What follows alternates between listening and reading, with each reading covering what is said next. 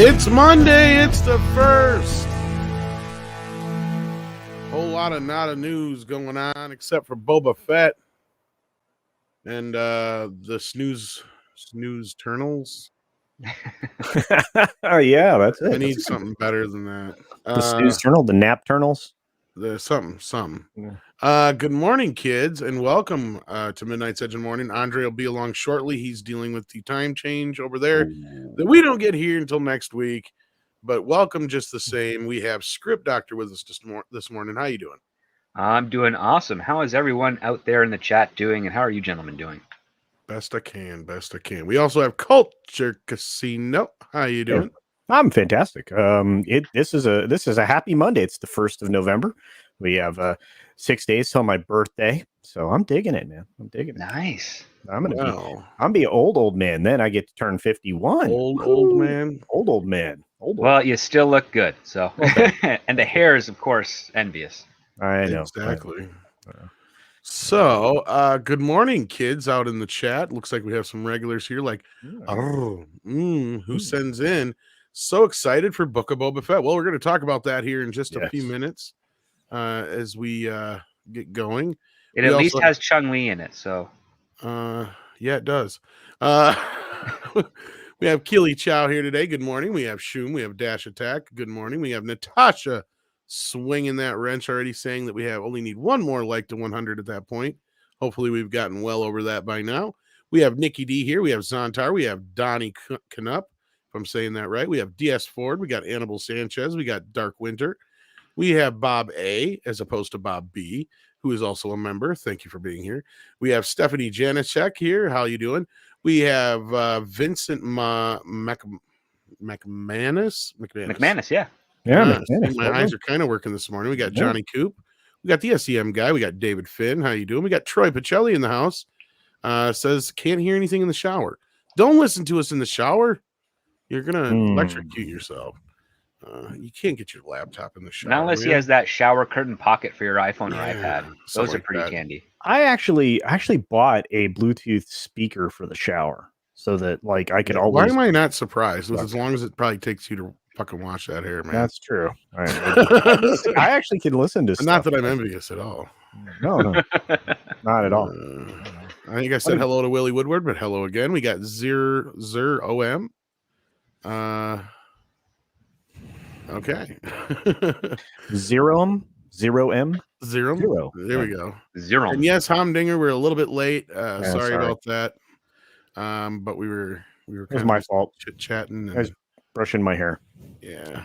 Blame me. But good morning, kids. We got Nancy Hickman here as well.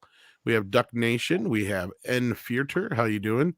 We got Primer here. We got KR Nut 82. D-Bud Martin is here as well. Good morning. We have Zathos here. That's a new name I've not seen before. Film Lars is here. Bright as Day is here. How you doing? Preston Bruno is here as well. Shrap 3D, Malice Flare. Good morning, kids.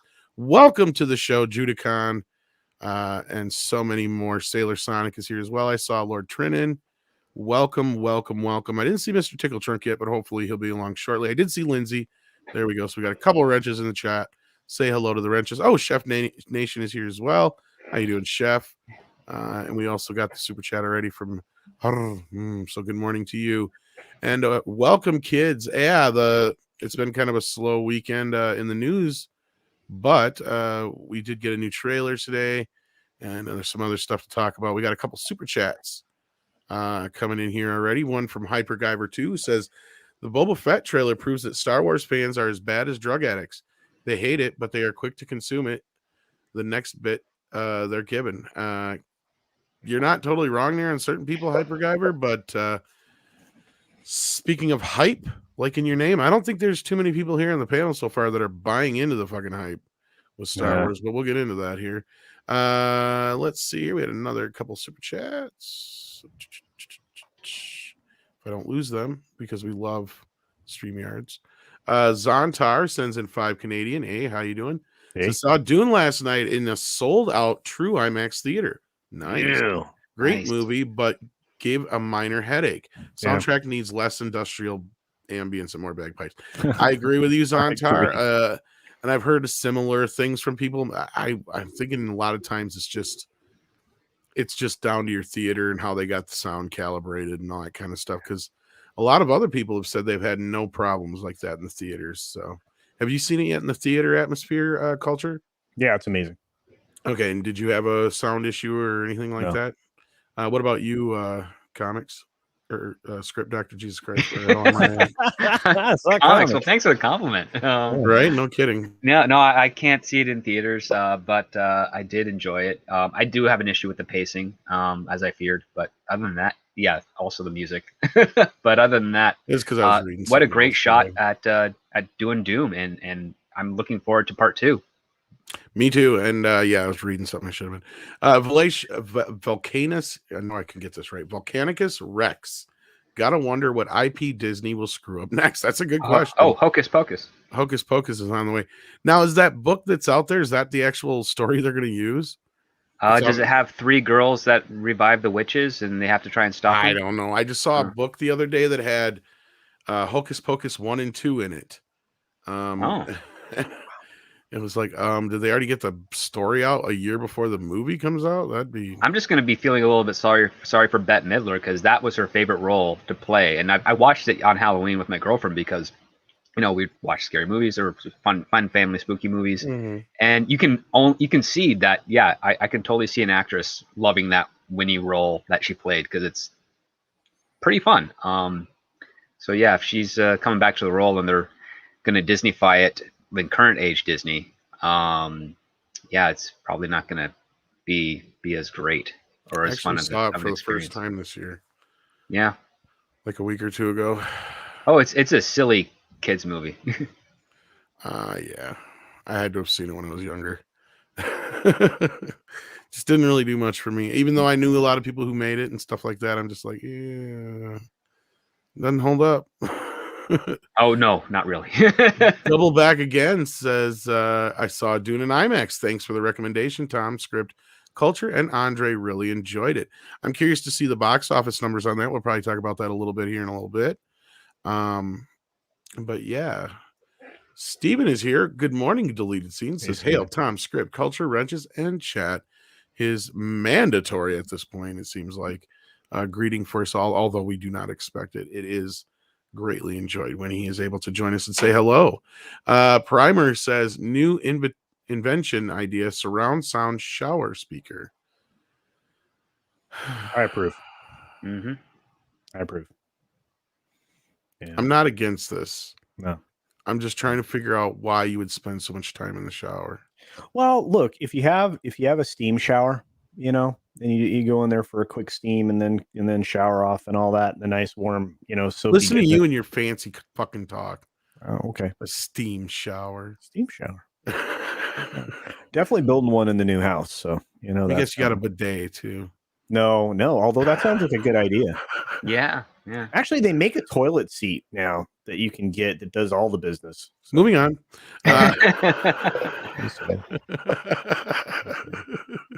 Well, with the toilet paper shortage, you have to find alternatives, right? So. Yeah. Oh Lord, are we getting another one? We'll see. Okay. Well, I don't think. Okay, no, I didn't miss any. I just want to make sure because sometimes StreamYards jumps on us. Lucid Freem, if I'm saying that right, like Lucid Dream. For remaining Disney Plus Star Wars fans, the Boba Fett trailer dropping was the most important day of their life. For me, it was Monday. Yeah. I'm not sure what the reaction to it is yet, but we'll talk about that.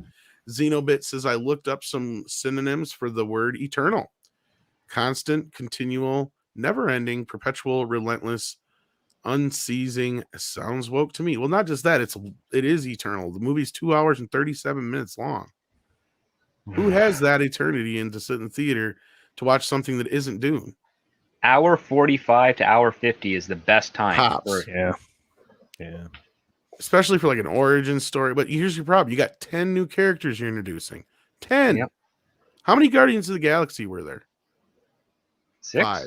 Six? Yeah. I think 108 minutes is like the perfect length. 2 hours. I can deal with 2 hours. No, Well, take a look at some of the best films of like the 80s. Even if you go with like Star Trek, Ghostbusters, even some of the horrors, there's hour 45 is the most frequent runtime you're going to see across them. And that's because you got that tight pacing. It's just shy of 2 hours, so you get an extra 15 minutes on your for every cycle to play in theaters. And you compel yourself to only leave the important stuff in and not drag it out with unimportant or uninteresting aspects. Oh no, I'm totally with you. I'm one of those individuals like you should try to do it in 90 if you can. Yeah. I'm a 90-minute man as far as movies go. If you're telling me a story that's over 90 minutes, you better have a damn good reason.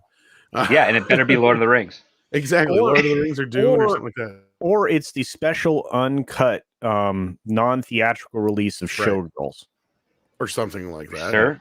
Well, I would say this, like after watching Dune, I looked at it, I'm thinking, yeah, I could cut, there's around 30 minutes of not anything happening collectively across that you could like trim like, a second here, a second there across the entire landscapes and scopes, but and not lose anything. Yeah. At the same time, Dune is one of those movies where you almost have to kind of set the mood.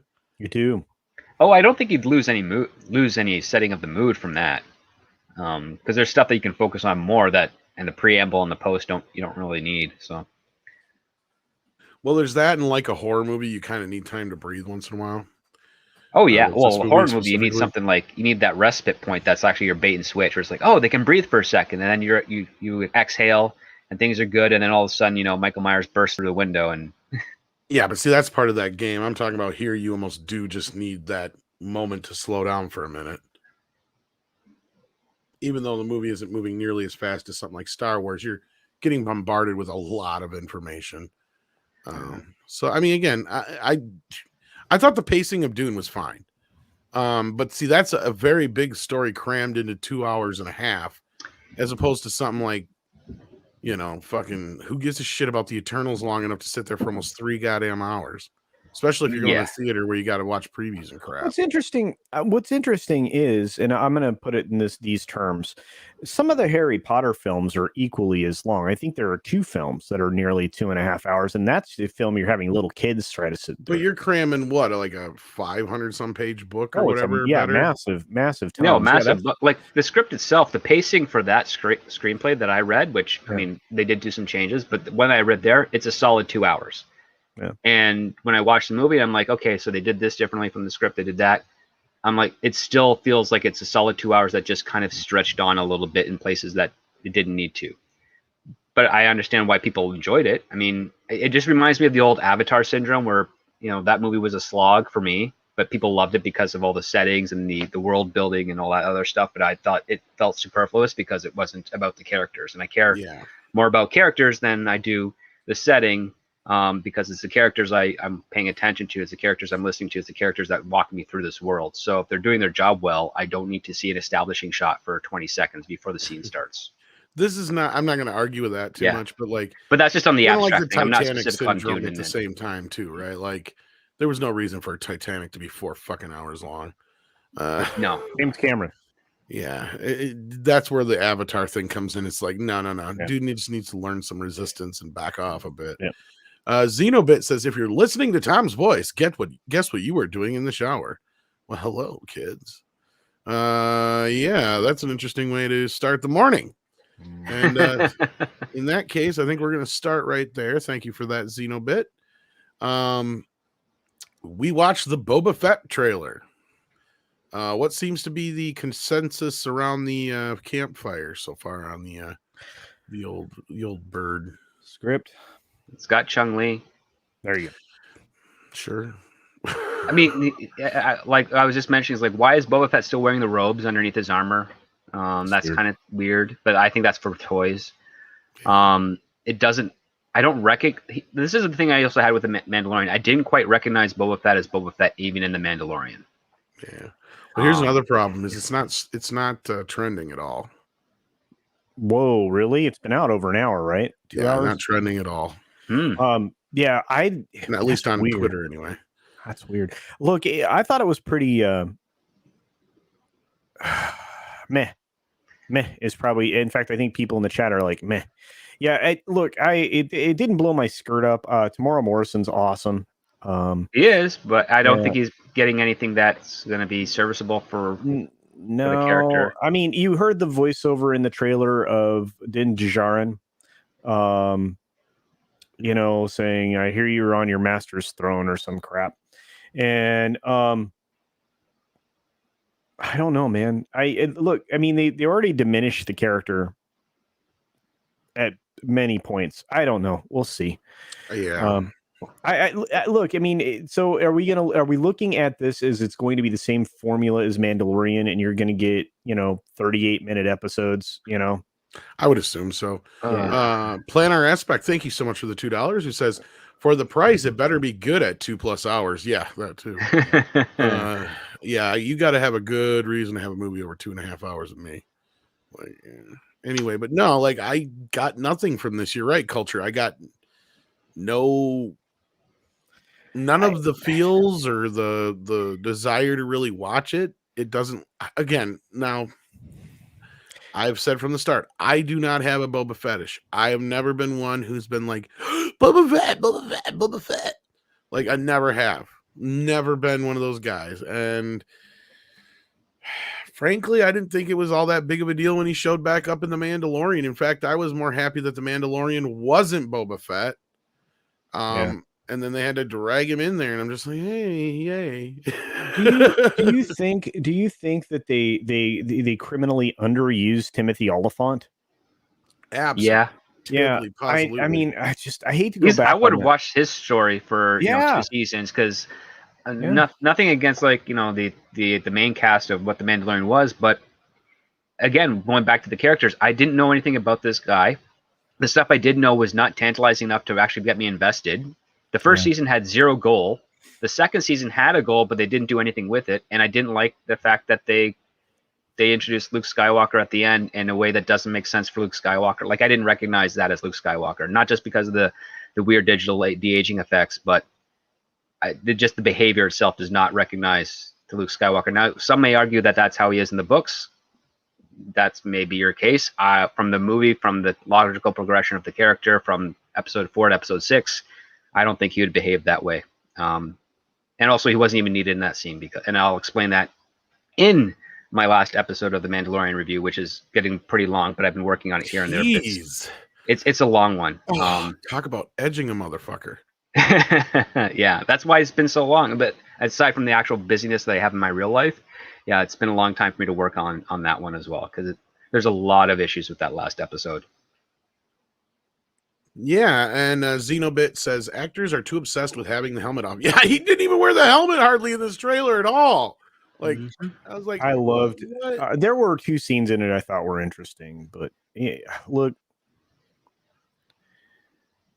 it was a nice, warm feeling to have him show up briefly in the Mandalorian series. I think like that, that's the problem with the way the Mandalorian was written in the second season was, again, as Crypt and I said early on, all this is a vehicle for them to do, spin-off series from the show, including the Marshals thing, which completely fell apart. I feel like, man, they missed so many opportunities, and I think Book of Fett's going to be the same thing. The Marshals is still happening. They're just reworking it to not have Gina Carano as the guest, because again, Gina Carano's character is going to be the draw to get you in there, but she was not going to be part of that show. Right, but they were going to bring in several people that you'd already seen before. Yeah, exactly. It was going to be a collection of some of the ancillary characters. Gina Carano being the most popular one was the draw, and then the rest of them would hold you in for the ongoing season, and she'd make guest appearances, just like she made guest appearances in The Mandalorian. But yeah, because Culture, you and I both heard from probably different sources that they were going to do a dedicated Cara Dune show. Yes. And we thought it was the Marshals, but that ended up not being the case. There was something else that they didn't announce, and I think the reason they didn't announce is because they were already plotting not to renew her contract. It looks bad. I mean, and again, I mean, those things are still in the, they're still in the pile. I mean, there's a lot of stuff still in the pile at Disney that were good ideas that they set aside for other ideas. Yep. So it happens all the time, but I mean, you get so far along in pre-production and stuff starts to come out, and you start to hear about, casting choices and everything else. And then you're like, oh, this seems interesting. And then they just go, nah, we're not doing it. Well, Dash Attack on that note says if Gina's stuff didn't happen, the hype would be there. The trailer was good. That isn't the problem. I'd say that's a 60-40. I'd say, yeah, if the Gina stuff didn't happen, I think people would be a bit more forgiving for the trailer, but the trailer just didn't set out anything. I mean, the basic that we understood of this trailer is that Boba Fett is rebuilding Jabba's empire under his own auspices. Yeah, and that's true. Honestly, Dash, I don't disagree with you, but I'm also going to go the other direction and say I think a lot of people there's a huge turnoff. Would be like kind of like what Script just said. A lot of people would be very forgiving to this trailer over the fact if we were happy still with the way things were with the Mandalorian, I think, and the Gina Carano situation. Or Lucasfilm overall. I mean, come on. Right. You have so many people frustrated with this. I think Script's onto something, and I would put it more at like 50-50, to be honest with you. That I think that people were so turned off by the Gina Carano thing that, I mean, you lost a substantial portion of the audience that were willing to overlook and forgive a whole lot of stuff.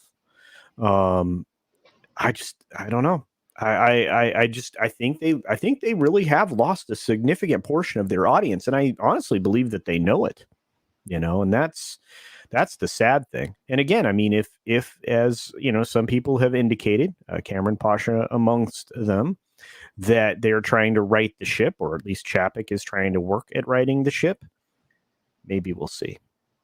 We're going to talk about Chapek here in a little bit. Oh, good time. It's going to be a big endeavor, because one thing that I suspect is the case is that under the current administration at Disney's Lucasfilm, it's about pumping out as much content as they can as fast as they can. Because for anyone in the channel that has not seen it, if you go look at my season 1 review of The Mandalorian, the writing I express is really sloppy and rushed, and there's obvious mistakes that should not have been made if they had a proper pre-production time. Right. And the same thing is true with season 2, and I suspect that's going to be the case consistently across all these Disney Plus shows, because it's like they don't even pay attention to what they're putting down on the page, or someone who doesn't know how to edit is doing the best they can under like Jon Favreau and Dave Filoni and Peyton Reed and it's real time. It's real time editing Script. Yeah. That's also some of the issues there. So because of the because of how they're shooting it. So anyway, it is exactly, and I think that's it's causing a detriment to the quality of the show as a result. Yeah. I agree with you. Thanks, everyone. Good morning or good afternoon. Good morning, Robo Andre. Yeah, Robo exactly. Andre. Oh, Robo Andre now. Oh, now you're better. You're better. Okay, well, glad to hear it. I think Robo I know Coffee. what the problem is.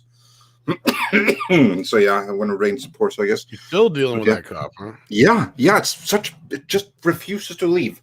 Such a pain in the ass. Well, hopefully you're feeling better soon. I feel just fine. It's just that this freaking cough won't leave. And then the chat jumped on me here.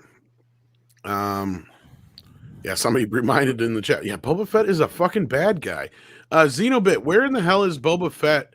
I just see a bald guy. Yeah, you're not wrong. A bald guy that let himself go a little bit in the last 5 years since we saw him last time. But yeah. Somebody slimmed up a little bit. Somebody threw in the chat that they think that he was doing like crunches since like the previous show, since Mandalorian. I think the Boba Fett dad body kind of thing got to him, because he does look like he worked out a little bit. Yeah. I mean, I do miss Jeremy Bulloch, but I mean, he's that's the Boba Fett I enjoyed. Nothing against Tomorrow, but like that's the first dude who's there. He's worth nothing to me, Fat. Because I like that original voice from the I mean, Me the too. only cool part of the Star Wars holiday special was the wasn't cartoon. he? Yeah. He was just a body. Like Jeremy Belloc never did the voice, did he? I don't know. Actually, I got to double check. I don't think he did. I think Jeremy Belloc was but just George the body. George still did change it, though. That's the point. I think culture is more right on it. Yeah. Yeah. But like the voice was from the holiday special, so they brought that guy back for Empire. Yeah, and I'm sure he went for Return of the Jedi too. The Wilhelm scream. Since I got my mouth full of food here, you want to read the super chat here, Andre, from Brandon? Yeah, sure. Absolutely. Brandon the Anime Guy, a.k.a. Golgo13, says for $10, Tom Script and Culture. Great to see you, gents. As you may know, my channel got struck again for I same saw you're still reason. dealing with that, yeah. So here is my backup name and persona. Also, I'm glad to be part of the Midnight Sedge and meet as a member. Well, we're glad to have you. And Indeed. So let me see. Make sure you can find your YouTube channel. Maybe you can try and share that in the chat. And yeah, I saw you talking more about that this morning. I'm dealing with the same crap. They just don't care. They have zero F's to give about anybody but themselves. They don't. What annoys me is like the discretionary application of the rules, how the rules change depending on which channel it is. Like, for instance, loads and loads of people have karaoke streams, but then for some reason you get flagged for it. Now, I figured it out. I got to the bottom of it. What it is somebody's flagging the streams, but they don't have the time to sit there and watch an entire karaoke stream to make sure I don't stop midway through and start talking propaganda or whatever the fuck. So that's kind of what it is. In other words, false flaggers won that one. And they will until YouTube changes its fucking ways. They basically, you're guilty until proven innocent, and they don't have the time to prove you innocent. And you can't present your case. And I've talked to 3, 4, 5 people now, and they all just keep telling me to wait for, and I keep telling the solution has already been made. They've told me they're not doing anything. They've told me that time and time and time again, but yet you keep telling me to wait for nothing. Yeah. Basically. And I've dealt with 3, 4 different people in the background, and they all keep saying the same shit. It's like it's an automated system almost. That's what's sad. But yeah, Google. I'm gonna try and find your YouTube channel here and share it in the chat if I can. So there we go. Yeah. If not, just DM it to me on Twitter. That might make it easier as well. That way I make sure I got the right one, because sometimes finding channels on YouTube can even be fun. Ugh. So yeah, that's incredibly frustrating with this platform where the rules don't really apply. But yeah, this channel is still going strong, so I guess that there will be Midnight Edge on main for the next couple of weeks. And with that, since I came in late here, I don't have a full overview of Super Chats, which we've gone through and which are left or anything. As far as I know, we're caught up with what's on screen so far. But yeah, Golgo, I'm not finding your YouTube is not making it easy to find your YouTube channel. Yeah, I think it's completely removed. He's been, I mean, it's going to be No, the one he just talked about. Oh, yeah, right. I can't find it even just by typing it in. I'm sitting here scrolling for years and I can't find it. Give me a minute. Let me see what I can do. Because YouTube makes it so difficult to find anything. Unless you're CBS or ABC or Disney or whatever, then you or CNN or something. Yeah, CNN. Oh fuck, CNN's got a video for everything, you know. Yeah, then it's real simple. Our good buddy Rob Altis comes in with another $2 super chat here, and thank you for being a member. Says when they insult their audience, we don't forget, and that is correct. And that's another thing is I've been very just like. I have a very give a fuck attitude about Star Wars anymore because they give a fuck about me. You know, like that's really where it's at. How about you guys? I mean, I know Andre's never been a huge fan, but script and culture, I mean, I gotta believe you guys are at the same place as me with this apathy at this point with Star Wars. You just don't give a shit. No, I still love the original trilogy. I'm talking about the new stuff, though. No, I mean, they haven't blown me away with anything impressive yet.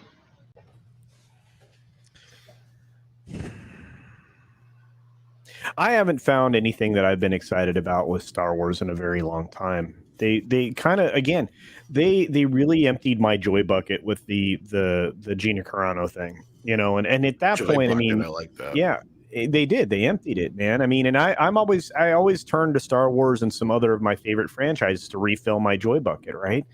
But when they're constantly drilling holes in that bucket, you know, you just, what's left for you? I mean, Star Trek, that I can't go back there for, you know, for support and solace, or, you know, or even a little bit of joy. That doesn't work anymore.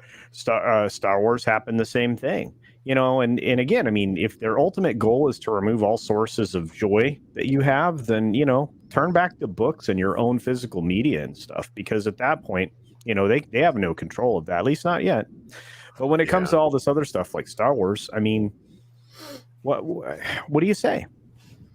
Xenobit says, when did Boba Fett become Boba Fett? Oh, we've been saying that already, but thank you, Xenobit, for that. Andre, what'd you think of the trailer? I thought it was a little bit disappointing. I have to say, I don't know what everyone else thinks because I just came in and I haven't seen any other reactions. But honestly, I thought it was disappointing. And the reason for that is quite simple. Why is Boba Fett all about peace and forgiveness and democracy and like we're going to rule this together? Because I was like expecting him to be like, oh, you thought you had it bad before? You ain't seen nothing yet. That's kind of like what I was expecting. Like, now we're going to do things my way. Now we're going to freaking clean up here. But no. Instead, he's like with all the other criminals that are like open rebellion against him. It's like, oh, it's fine. We can talk here. I mean, I hope he cuts that guy's head off right after that commercial shot ended. Yeah, it looks like it should be more like War of the Roses, but what they end up doing here is they're taking and on Twitter, Rob Burnett pointed this out, Cyrus from the Warriors movie. It's like, what if Cyrus wasn't shot and he actually started getting his coalition of gangs in New York? Like, that seems to be like what the story is going to be for the book of Boba Fett, which doesn't quite interest me because, I mean, it just feels like it's going to be political, like criminal political, as opposed to something kind of thrilling or inventive or new. Yeah, we'll see what they do with it, but I have to say that so far I'm not overtly impressed. Yeah. Neither is the internet because it ain't even trending yet. Really? Not even artificially. Not even artificially. No. Tatooine's trending, but not Boba Fett yet. No, I don't have Tatooine on my end, but like, yeah, no, I don't see any Boba Fett anywhere here. Oh, I just got 37,000 tweets of the Book of Boba Fett hashtag. That's it. So I mean, it's all right, but that's not too bad, I guess. And here's the link for Gogo's channel. I'm throwing that in the chat right now. Thank you for sending me that. Lupu sends in 50 Mexican dollars and says the unnameable hedge fund that owns everything, including Hollywood, just got hired by the Fed, so they can now make infinite money. Woke forever. Oh, I'm not surprised. The Fed are among the worst of the bunch right there. Without getting too much into that. But yeah, thank you, Lupu, for that. Just so make sure you heard us. Night King 01 says the Boba Fett show is probably the closest we will get to George Lucas's unreleased Star Wars Underworld set on Coruscant Crime Underworld. Yeah, probably. It's all Tatooine. They had that one city in a crater on Tatooine, which looked a little too big for Tatooine, but you know what is.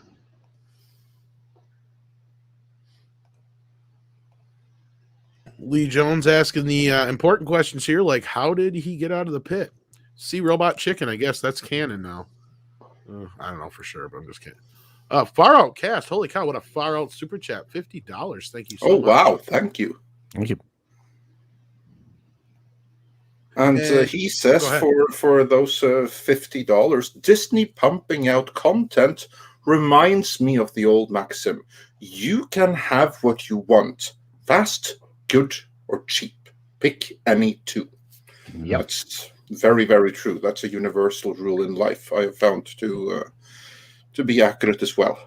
Yeah. You want it fast, it's got to be good or cheap, but not both. Yeah. True. Very true. And also, I hope that the trailer for Boba Fett isn't being honest, because as my countryman Jason Gray points out, Fett gunned down Bib Fortuna at the end of Mando Season 2. If it goes soft after that, something is amiss. Yeah, especially with Robert Rodriguez as a showrunner.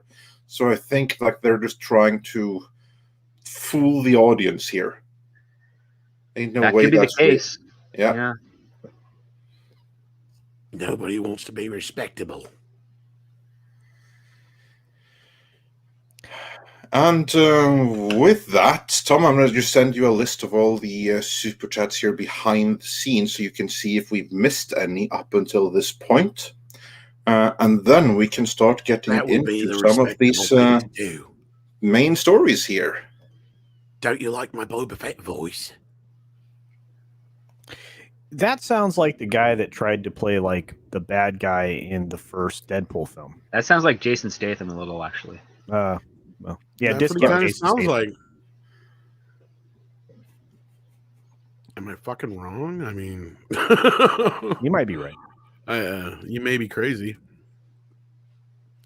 Troy Pacelli has a super chat though. While you're looking at those, Andre says I took the Boba leadership thing to be like Thrawn talking about how he's different from Vader. Dead guys don't learn nothing. True. Very true. Very true. And then Infinite Wanderer says I'd prefer the expanded universe Boba Fett story where he went on to become king of all Mandalorians, not just a crime lord. Oh, what's wrong with being a crime lord? There you go. The Marlon Brandalorian. Hey, you know what? I just thought of a song. I want to be a crime lord, and you can be my crime lady. There you go. Or crime mall. Really want is a sandwich. All right. I don't need any of that extra stuff. Okay. Well, I just thought that you could actually have him do that song. But what if I was played by a banana? Oh my! Now you sound like Kathleen Kennedy. What if he got the dog in the end instead? Yeah, very kind. Give it very KK. Good job. I don't understand. Yeah. Wow. No, I mean, he's already peeled, so he could play a banana. Hyperguyver says he's going to wake up with a bantha head in his bed. That's what I'm talking about. You fucked up. No, you got to pay the price. So, Andre, let's see here. I think we're going to check these out. What we got? Here's one from Adam Wolford on screen right now. You can grab that one, Andre, while I check these other ones out here. Nope, I can read it. Adam Warford for $5. Yeah, I don't know. I think Andre's muted and doesn't realize it. He stepped away. I'm going to say Adam Warford for $5 says the book of Boba should be like John Wick. Boba is back, and now he will rage in hell down all. He will rage hell down on all those who screwed him over and fake Boba. Well, there you go. Thank you for that, Culture. And it looks like the only one I missed was one from the very beginning from who says, "Hi, gents, and hello, everyone," with a smiley face and a diamond. Thank you so much for that. And we are caught up. Lord Trinan says we missed one, a $2 one from Lord Trinan. We did. Ooh, so says Lord Trinan in the chat. I forgot all about this one. We missed it. Sorry about that. We did miss a couple here, actually. Yeah. Marvel lost. This is from Michael Sturlitz. Marvel lost its way years ago in the comics and now reflection on the movies. Nobody wants woke. Actually, Michael, hold on to that thought. We're going to talk a little internals here in a little bit. We'll get there. Lord Trinan says, any word on KK's contract? No. She's not going anywhere, guys. Yeah. She will leave when she wants to. I think we've been saying that over a year now. Yeah, Script and I talked about it. She might die before she goes anywhere. She'll get extended till her projects are no longer being funded. How's that? I think somebody, I think WD Pro Disney or whatever they call themselves, even heard the same thing now. I wouldn't get my hopes up on her going anywhere too fast. She's just defanged though. What else can she do at this point? The damage is done. Well, not only that, it's if she goes, the people that she hired under her need to go as well, or else you're just going to have like her shadow still kind of influencing the behavior of the company. And we've seen a lot of those people already exit, so it'll be interesting. It takes a long time though before someone leaves, for their influence is completely gone. That's typically like 2 years. Because, like, for instance, her influence is going to be all over the Cassian Andor series. And the Kenobi series. And Kenobi. Yeah, that one too. Third set of scripts finally getting made. Yeah. Look, I don't know. I mean, here's how you know it's going to end. And I think Cameron Pasha's probably said something similar to this. You will know she's near the end when she starts going on the awards circuit, getting in awards for underwater basket weaving, lifetime achievement awards, crap like that. AFI thing, yep. Yeah, she gets yeah, exactly. So is that the AFI will be your signifier? That's the one where you're up, because again, that's what happened to Lucas. He got his AFI, and then only a few years later, he sold to Disney. Isn't she already on the board? Uh, I think she is. Maybe I got. She was pretty high up in the AFI. I thought she was. Yeah, she might be. But if she gets her, just wait till she gets the award from them. Lifetime Achievement Award usually indicates that you're on your way out the door. So just be aware. She needs to make way for more younger women. That's right. Yeah. Of taking up precious space. Diverse ones. Yeah, because she's definitely not diverse. Hey, I'm being told I'm an old white man and I need to get the fuck out of the way. Get the hell out of the way, old white woman. There you go. And I did get your super chat, Michael Strelitz. Sorry for missing that earlier. My bad. But we do have one on here on screen right now, Andre, if you want to grab it. Absolutely. That's from Captain Spyard, who says for $5, if it's all right, I'd like to give a shout out to Darth Angel Ashus up to chapter 13 in his CGI of Heir to the Empire. I encourage all to look into it. Now, Darth Angelus Hus, is that how you pronounce it? Or maybe it's just Darth Angelus, who's up to chapter 13. Oh, okay. Oh, yeah, you could give it a shout out to Darth Angelus. There we go.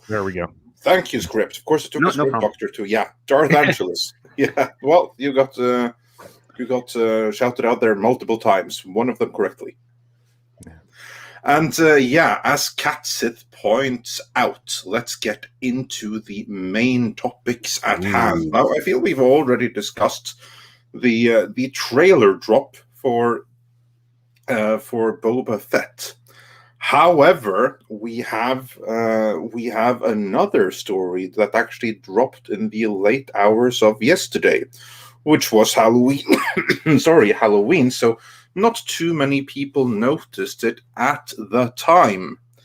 But we had a story in Forbes coming out about the Eternals. Gentlemen, did you have the opportunity to look at that? No. No. Okay. I saw little bits of it, but I haven't gotten to the detailed nitty-gritty yet. Okay, well, I'm going to bring it up on screen here, or I'll put it in the private chat, then maybe you can bring it up, Tom. This then is a story from Forbes, and it's about the Eternals, and no, it is not from Scotty Mendelson. Usually a story from Scotty Mendelson, that's something that's been planted there by the studio system. Why is exactly the same way that that stories would get planted in The Hollywood Reporter and in Deadline Hollywood and in Variety. If Scott Mendelson writes it, it's not really Forbes, then it's Scott Mendelson, independent studio contractor working for Forbes. This ain't that. This is another contributor, and this story is going to give Kevin Feige a headache because it's about the Eternals. And it's not a movie, and it's not an article that is celebrating the Eternals. It's not an article that is highlighting how incredibly diverse and progressive the Eternals are. Nor does it say that the fans are horrendous. No, nothing of the sort. Like, it doesn't say anything of the sort. Instead, it asks the question, why is it so difficult to get hyped up for Marvel's Eternals? And the undergoing theme here is Marvel, by implication Kevin Feige, made the wrong movie. Let's read, because it's really not that long an article. The robot lady can read it for us. Well, she can. Why is it so hard to get hyped up for Marvel's Eternals? Yeah, she sounds very bad. Is it not much more fun if I read in between the coughing? I just thought it was kind of funny. Yeah, why is it so hard to get hyped up for Marvel's Eternals? Let's ask that question one more time because we've only asked it 5 now. Yeah. I think like this is a really stunning article in Forbes, and remember, it's for Forbes, so this is something. Is it Brave as well? This is something that goes straight to all of Disney's shareholders and all of the financial people. So not to so much to the journalists and stuff, but to the financial people that matters, to Disney shareholders. And it says here then, Eternals is set to flesh out the deep mythology of the MCU, introducing new characters with powers that exceed many of the Avengers, facing an existential threat beyond anything Marvel's heroes have experienced before. That sounds like inflation if you ask me. So, why is the online hype being overshadowed by mockery? Plot twists and scenes from the film are being memed before the film's release. Early leaks, along with a mixed critical reception, has resulted in the film being digested by the Twitter sphere early.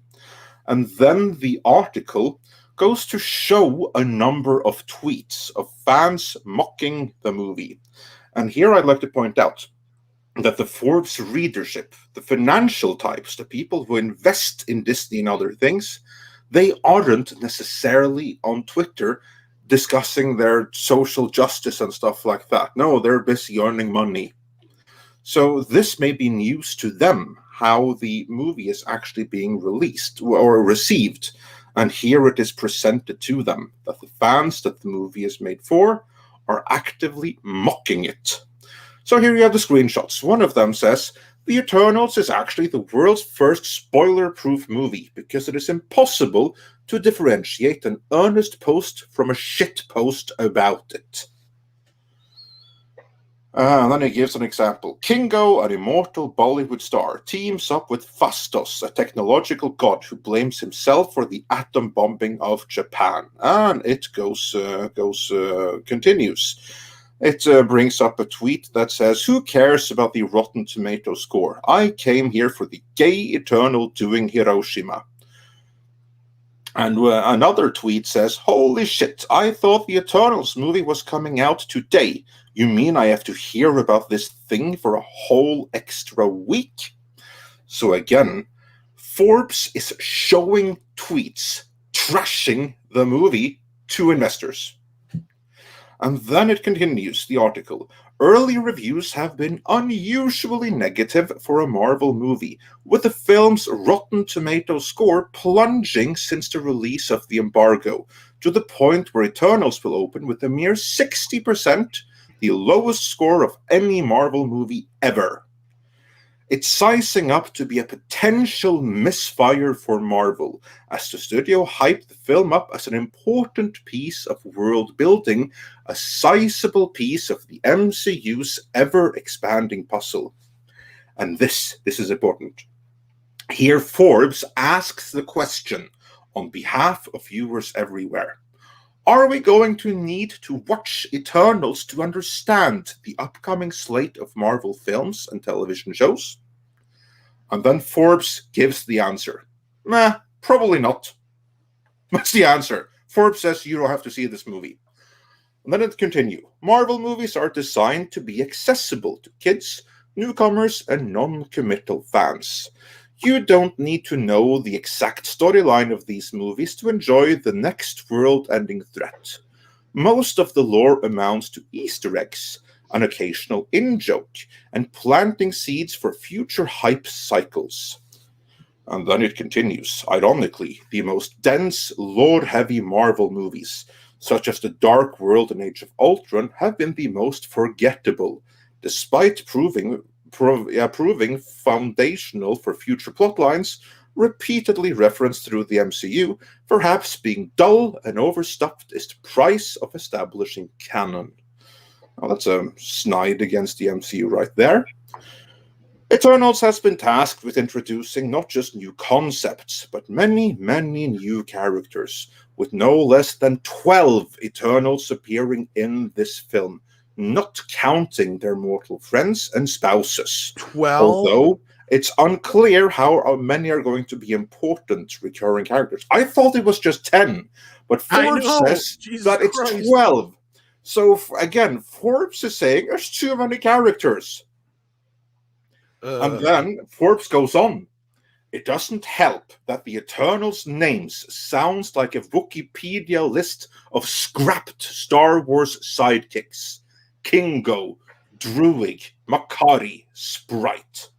The marketing hasn't been as sharp as Guardians of the Galaxy, which successfully sold a handful of extremely obscure characters by emphasizing their personalities, as well as the fun, irreverent tone of the film. I was gonna say, but you also had a raccoon and a talking tree to help sell that too. Exactly, fun, irreverent tone, and person. Exactly, you have none of that here.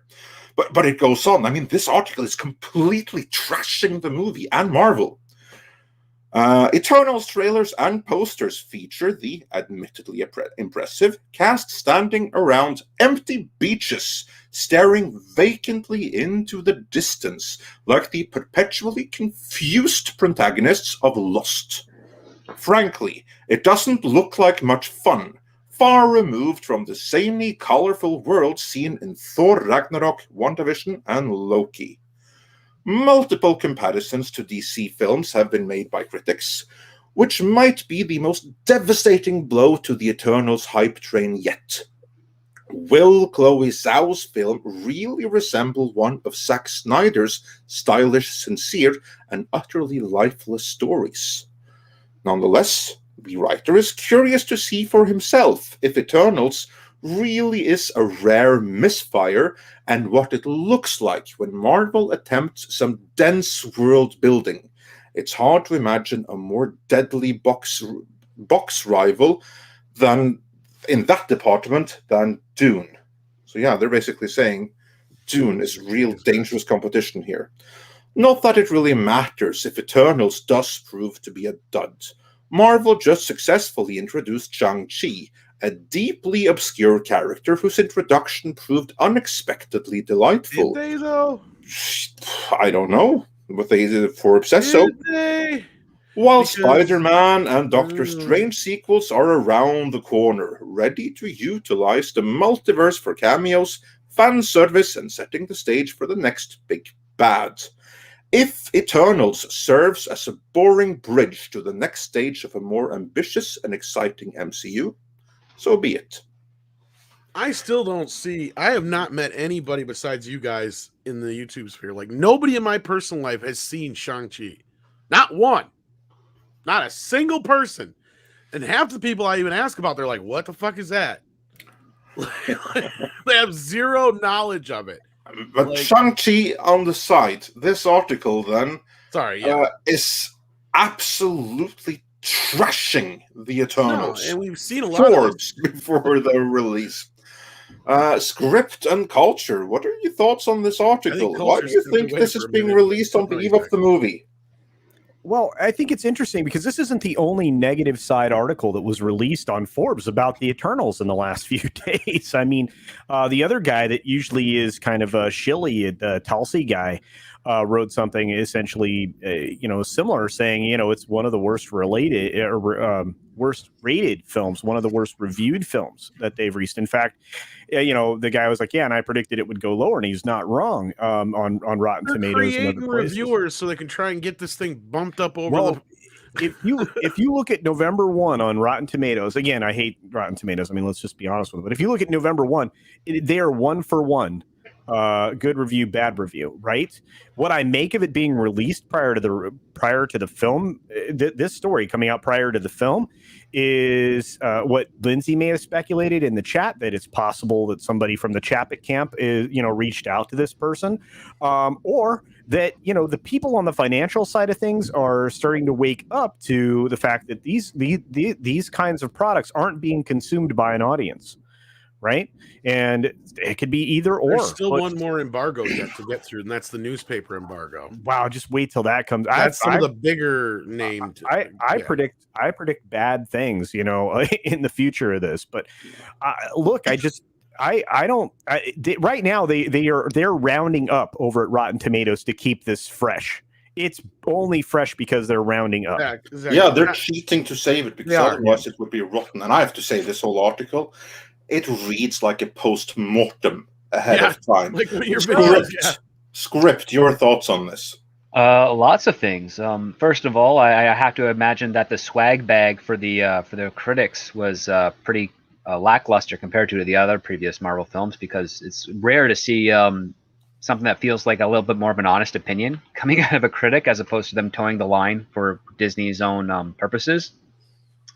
And I think this might be the next nail in the coffin of the current regime over at Marvel, by way of Bob Chapek. I think, this is something where maybe he's not directly involved, or maybe it's indirectly, or maybe people are at some of the trades are realizing that, they see the end of the road, and they realize that Bob Chapek's on the winning side, so they're just going to, throw their chips in with him. And because the change is going to happen sooner than we think. Now, I'm not going to give a date because I have no idea when that would be, but it just looks like they're saying, the ship that we've been watching head towards this iceberg for the last 4 or 5 years. It looks like it's going to miss it because someone got, knocked the captain away from the wheel and started turning it to the port to turn us away.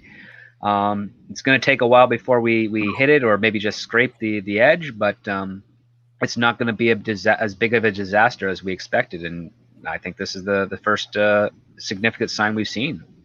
I agree completely. And I would also like to point out, those that have been watching our Friday shows with Kamran Pasha, I regret that I don't have a Kamran prediction clip at hand. We'll find one later for a standalone editorial on this. But Kamran Pasha predicted that the sign that we're going to see that Bob Chapek wasn't taking Kevin Feige's attack on him sitting down, that he was going to get rid of the guy, was that we would start seeing, not the trades, but the financial papers, like for instance Forbes, attacks on, if not Feige directly, then his products. That's what this is. This is 100% in line with what Kamran Pasha is predicting. This article right here is utterly lambasting Kevin Feige. It never mentions him by name, but it absolutely lambasts his decisions. And to bring up some super chats on screens here, because they are about the matter at hand. Far Outcast says for another $20.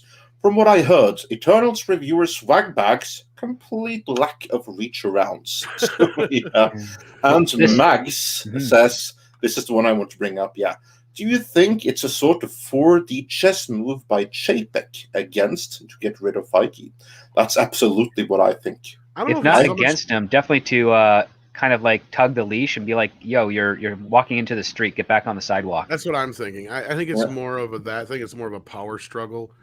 But no, it's definitely, we're seeing the results of a lot of power struggles. Well, not only that, like this movie, how it performs is going to take the wind out of Chloe Zhao's sail, because again, she won an Oscar, and they've been pumping that as an Oscar award-winning director with the Eternals, and this is not going to be a benefit to her career. Well, she's falling into the curse, isn't she? Kind of, because isn't that the eternal curse of the Oscar winner, especially when they jump from an Oscar-winning picture to one of these kind of movies, they usually flop.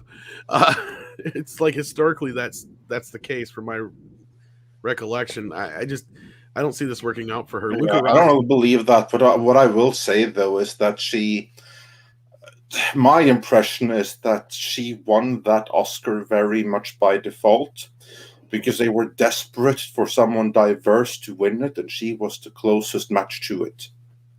In a normal year, if that hadn't been such a priority, she wouldn't even have been nominated.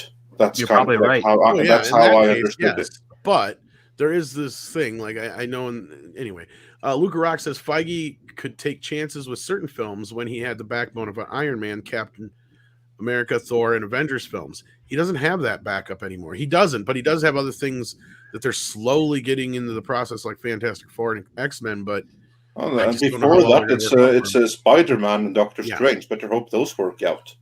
Well, I'm not so worried about Spider-Man doing all right in the theater. Just whether or not the movie's good is the question. But we can go back to some classic super chats as well here, real quick, that are on the subject.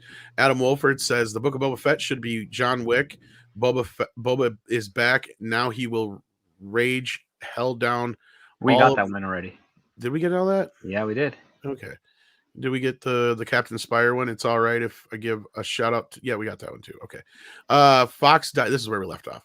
Fox Die sends us 50 ARS. I'm not sure what that is, but thank you for that. Says, I know Seth MacFarlane is probably more of a Trekkie than a Star Wars fan, but what if he did something like the Orville for Trek, but for Star Wars? Well, they have a show they're sitting on they never released. It's kind of like that in a way, but it's like a parody of Star Wars. What was it called? I can't remember the name of it now, but like Seth Green fucking produced it and stuff. A bunch of guys behind Robot Chicken made it. They actually made at least one episode, I know, if not more, and it just never got released. The trailer's out there. Short, it's like short treks almost, but like a cartoon. I did not know of this one. This Detours? Is that what it's called? Detours or something like that? Well, there were Star Wars Detours. Yeah, something like that. It was a cartoon that never got released. But that was part of the official Disney stuff. No. It was an actual show called that. Yeah, see, Detours. Yeah, it was a show that George Lucas produced. It just never got put out there. Not Spaceballs, the TV show. Good God. Yeah, Detours. That's what I thought it was. All right. Yeah, I mean, we already could have had that. And then moving on with super chats, we had Paul Tompkins, who sent in £1.79, who said full respect, but I'm seeing The Mandalorian. Okay, cool. Yeah, cool. Good for you. No, you're going to be waiting a year. I don't judge. I don't judge an audience's taste. I'll be seeing The Mandalorian too, probably in a year when it comes. Yeah. AJ1218 says $5. When the main draw of Marvel movie is a gay kiss, you lost the plot. Marvel had gay characters in Deadpool, Teenage Warhead, and Daredevil, Lady Lawyer. And they're hoping to bank on shit like that, but it's not selling the movie. It's not helping the film's case. That's also something interesting, that the diverse and everything like that wasn't mentioned by a word in this Forbes article. It's not mentioned in a lot of places. But still, it's kind of like implying this isn't selling because everyone is lambasting the movie. A movie that everyone knows is all about diversity and inclusion, yet no one cares about it. Did you hear or read the New York Post review of the film? No, give me a summary of it. Oh, but I don't want to give you the summary. I'll read the motherfucker to you. Do it. It is a beautiful. Go for it. It's a beautiful review. In fact, I was talking like YetiCast, a few other people want to just kind of take some of the blurbs from this and do one of those trailer bits with it. I think YetiCast is perfect for that. I reached out to him yesterday, was thinking about it. Yeah, I was like, I should just read a bunch of these takes from this and other reviews and have them put them over the trailer. According to Johnny Oleksinski, I cannot say his name, but I like Johnny O. Oleksinski. Thank you. The Eternals review, one of the worst movies so far. Just out of Infinity War. Oh, sorry, Marvel's Eternals. Seriously, what a snooze. Fresh off winning Best Director for Nomadland, Chloe Zhao upchucked one of MCU's worst movies in ages. Now, how's that one for the poster? And to what end? Eternals, which will no doubt become a Jon Favreau punchline in a future Avengers film, need not exist in a universe that already counts the Fantastic Four and X-Men among its franchises. Yet, here you go, ticket buyers. Another far worse, uninformed collective of super beings with conspicuously similar powers and vague, grandiose mission to save humanity. Well, where are our amazing protectors when several hundred innocent people walked into a lousy 2 hour and 37 movie on Monday night? Yeah, that's right. It's longer than Dune, kids. The Eternals are powerful aliens who have spent 7,000 years on Earth, keeping the masses safe from deviants, which, from what I gathered, are wolves made out of twigs with green blood, actually. However, like Star Trek's Prime Directive, they refuse to impact the course of history. They often screw up that last part. The most important difference between the Eternals and X-Men, however, is that Hugh Jackman's Wolverine and Halle Berry's Storm are layered, fascinating character studies. Angelina Jolie's Thena has the personality of a bar of soap, and an accent that suggests her semester abroad in London was the best 4 months of her life. Wow. All the characters are similarly bland. Richard Madden's Icarus is hot, can fly, has laser eyes. Gemma Chan's Cersei is able to change inanimate objects into other inanimate objects, but God forbid she actually alter her facial expression. Druig can control people's minds. Kingo stars in Bollywood movies and has fire hands. Makari runs super fast. Gilgamesh is really strong, and Sprite has the ability to trick people with optical illusions. There's also Fastos, a magical inventor of new technologies, played by Brian Tyree Henry, who boasts one of the time-jumping movie's most confounding moments when the screen reads Hiroshima 1945 while Henry stands amid the wreckage and yells, "What have I done?" And the group's leader, Ajak, is played by Selma Hayek, who is not even allowed to be fun in Selma Hayek-y. I lost count of how many times these 10 boring people casually found themselves in perfectly triangular formation. The movie's conflict is that the deviants, which are believed to be destroyed, are back again, and our heroes must stop the atrociously animated monsters. Speaking of which, Denis Villeneuve's Dune, which hit theaters last Friday, showed theater goers the wonderment well-done CGI can achieve and how Marvel so regularly makes us beg for the bare minimum. Eternals whisks us to a lot of places like that. Iraq, South Dakota, Mexico, Mesopotamia, Babylon. They all look exactly the same and make the movie feel like, well, 7,000 years old. The dramatic open ending teases a sequel. The giggles in the auditorium throughout, however, suggest a reboot. So there you go, Andre. One of the most harsh reviews, and he only gave it 1 star. Well, I think that was a pretty honest review. You know why they all look the same? Because they were all filmed in the same freaking place. They were all filmed in Tenerife. Now, I love Tenerife. It's my home away from home. But, I mean, the whole point is to have, like, varied landscapes from different settings. If you film in the exact same thing, it's not going to look so different, is it? So, yeah. No, the movie is probably going to be a huge mess. Can't imagine otherwise. And it's not just the critics. I sent this to you yesterday, Andre, and this gave me quite the laugh. There was this Marvel fan. Oh, we got Culture showing the Rotten Tomatoes. It's still sitting at 60. But look at it. It's not. They're rounding up. It's 5.9. That's 59%. They're lying their butts off. Not only they're doing everything they can. This is all critics, right? So let's look at top critics. 55%. And yeah, that's still a the top critics is now go. How is that fresh? It's not. I don't think so. It's a pass, but it's not good enough. Yeah, and people are still shilling. I mean, I've read through these reviews on RT, right? I've read through these reviews, and I mean, the people are actually saying this film is a mess. But yet they give it a B-. The film's a mess. It's terrible, but it gets a B-. That's fantastic.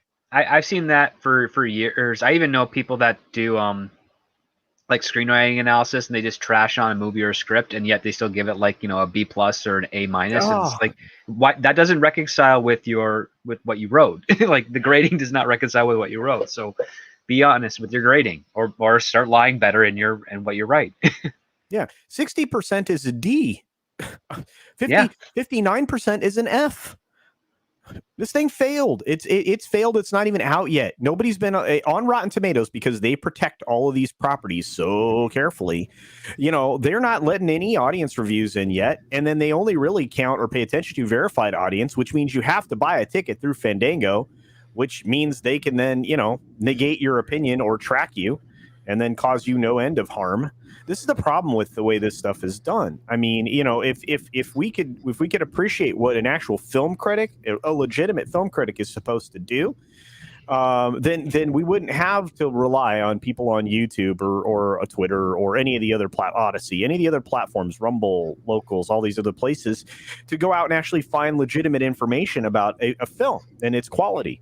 And again, this is where the media is falling down on their responsibility, at least what they're supposed to do anyway. But when it comes media to lie and hey, I just have problems. Wow. I have problems with this from the word go. So See, I have problems with the GIF in general because the editing is terrible. Well, let's get on this because I didn't get a chance to bring this up yet. Like, I stumbled upon this yesterday, but there's this Marvel HD Plus, which is obviously a Marvel fan page or whatever, and it says, "Who cares about Rotten's tomato score? I came here for Angelina Jolie being a badass." And then evidently this I believe it's a news outlet or whatever. They limited who could comment on this, and even that did not stop the barrage of people just fucking with this movie. Why do fans of this low right product stop focused on critical reception? It's not like we're talking about. Yeah, and then like they even talk about how the digital thing doesn't look like her. Like people are picking on it big time. Even this is that even though they limited who could actually comment on it, and there's hardly any positive stuff on here. Like how does a movie cost $200 million and still have CGI like that? How the fuck is this bad CGI? Well, I think you can clearly see how bad it is, buddy. And yeah, it just goes on and on and on, on and on and on. And then of course you got people talking about Jack Kirby, of course, comparing the Angelina Jolie stuff to Tomb Raider. Yeah, and this MS Paint one was one that was pretty popular. But it just keeps going. Like, and this is even though it was limited. It looks fucking bad. It's oh man. They're just I look forward to Wednesday's show. They're just mocking the hell out of this. And this is even though they limited who could comment even on it. It's just you know what I'm seeing here? Because I see a movie that is not fully protected. Yeah, it's protected some places, but it's not protected everywhere, because otherwise it wouldn't be derided in the media the way that it is. Do you think maybe the diversity is not focused enough? Is that the problem? It's so diverse, it's intangible. I don't think the diversity matters here, because here you have, like, for instance, Forbes. They didn't mention diversity in a word. They just trashed the movie for all the same things that we trash it for. And usually everyone would be like Rotten Tomatoes, protecting it by any means necessary. Well, they already I'm not seeing that now in the same way. Well, they already fortified IMDb. I don't know if you heard about that. Oh, of course. Yeah, I heard that. So that talked about like the false flagging and what, like 100 one-star reviews removed or something. I think there's going to be plenty fortification here, but I don't think it's going to be the same kind of fortification that we would normally see. Well, it was review bombed in the positive, actually. It's crazy the amount of 10-star reviews they have on this film. Well, I don't even know why it was even open on IMDb to do so. When I went there, you couldn't do it, but somebody said they think they already pulled it down. But you shouldn't have been able to review it yet anyway. Normally IMDb. Oh, I'm sure that they will let the positive review slide. Well, and this is what's funny about the embargo. It's kind of been a funky embargo for a Marvel movie. Because I've talked to some people who normally will allow you at least to do your reaction, then you're allowed to do the internet reviews and then the paper reviews. Well, they pushed the paper reviews off until the last minute on this one, it seems. Oh, that's not a good sign. Of course, you'll recall when we had Chris Gore here like a week and a half ago after the embargo on social media reactions was first lifted. He was like the first to say that what he was hearing was that this was no good. Like he heard a very mixed reaction. I think he said he even saw it, didn't he? But I can't remember. No, he didn't see it. He didn't. But he heard people. He knew people who saw it, and he didn't hear anything good about it. Quite the contrary. Well, and that's what I'm curious here about. Is like I wonder if Marvel they thought they were okay, and then after the first couple screenings, they realized, oh shit. And at this point, like, there's only so far certain critics can go before their dignity is on the line, right? Like, you can give a movie a good or bad review all day long when it comes to certain things, but you can only, like, Ghostbusters is one of those that surprised the hell out of me with some reviewers, right? Like, I can't believe you sold yourself out for this, because it was like Richard Roper was the only reviewer I thought that was even being remotely fucking honest.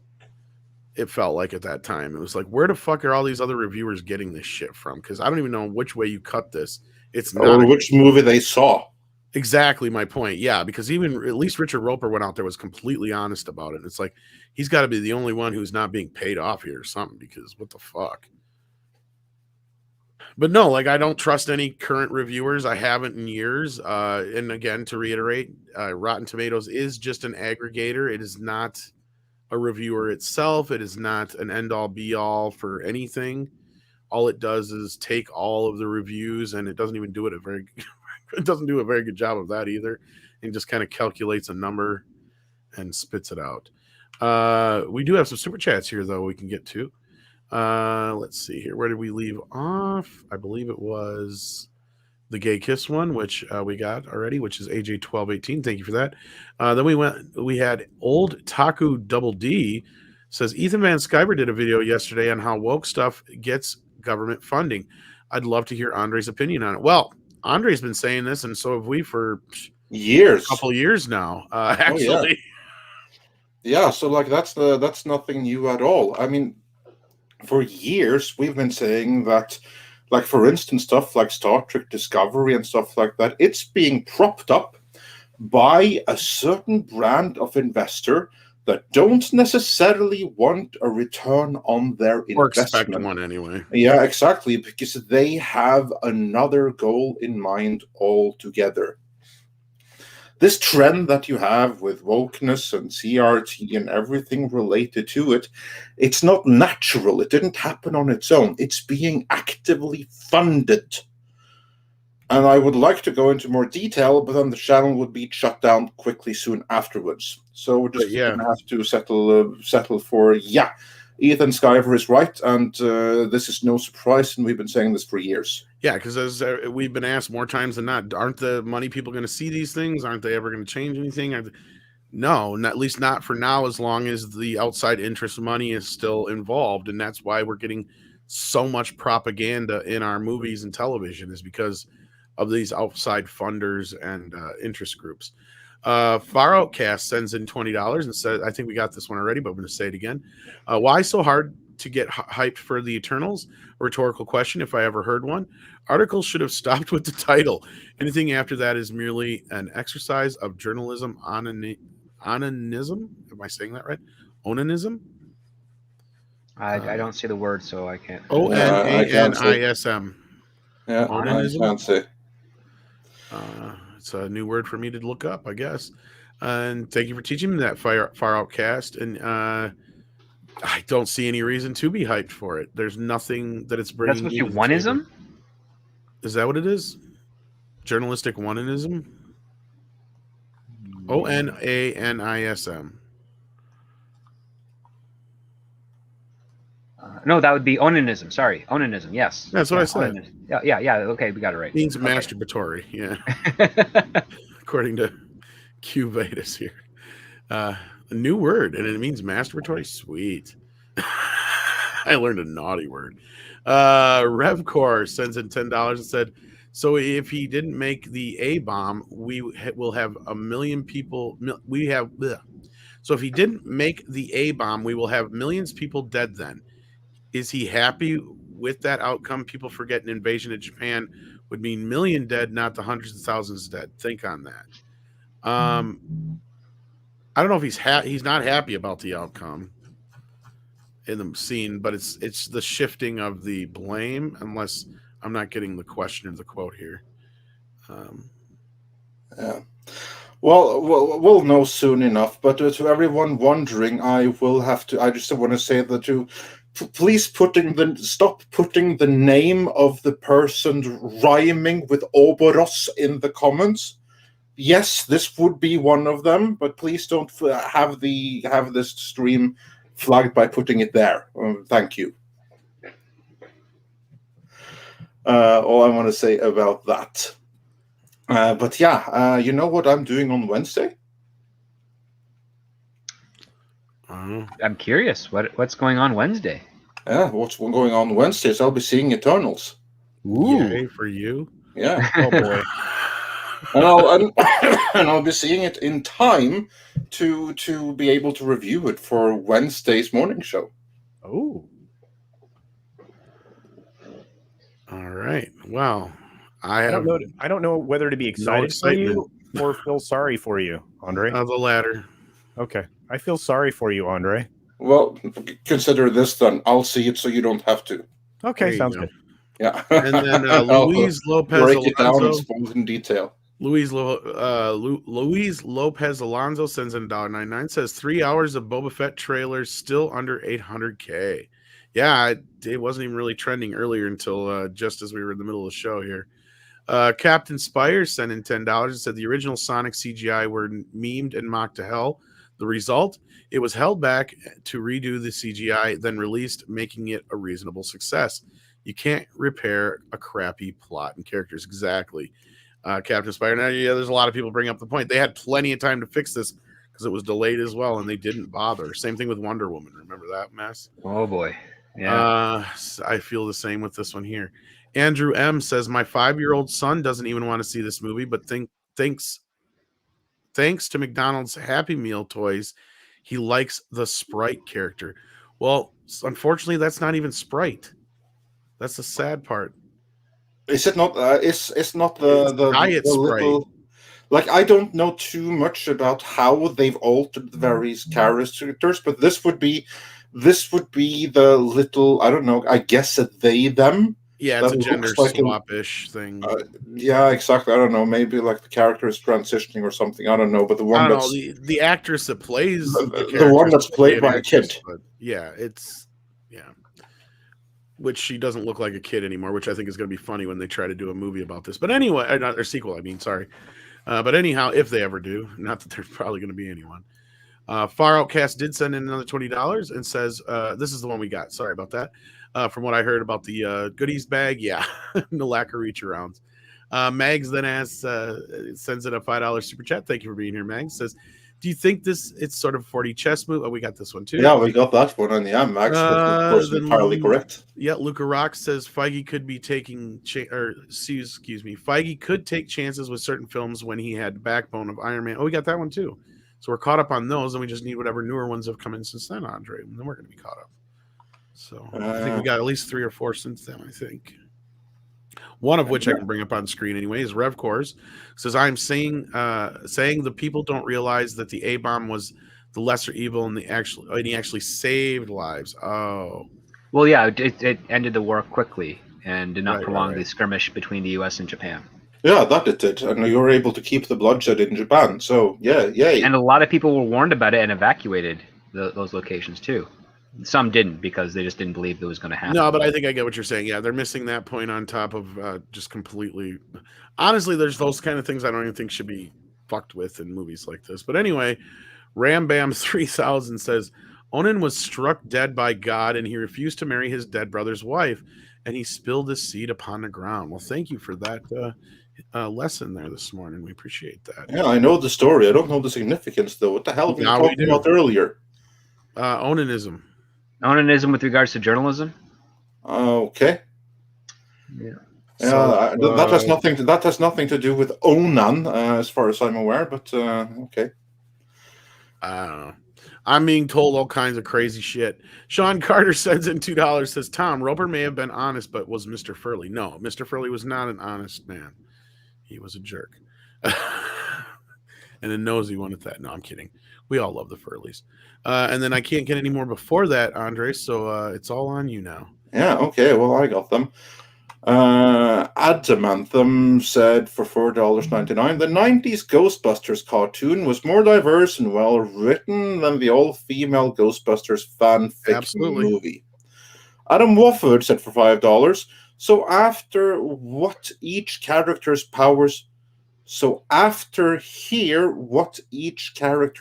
powers and abilities. They just sound like the Avengers, just immortal and from space. And yeah, that's Space Avengers, again, kind of true. Cesario JPN said, wait, did Eternals just blame Hiroshima on the black gay character? Yes, that's the point I was getting to. Yes. Oh no. This isn't going to jive with the alphabet crowd. Oh, I'm sure they'll find some way. Brian Barth wants to know what's taking Avatar 2 so long. Onanism.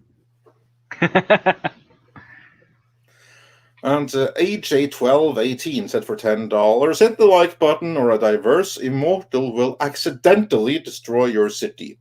I am serious. I saw it on Twitter. On a serious note, Dune on IMAX is amazing. Seeing it again today. Oh, awesome.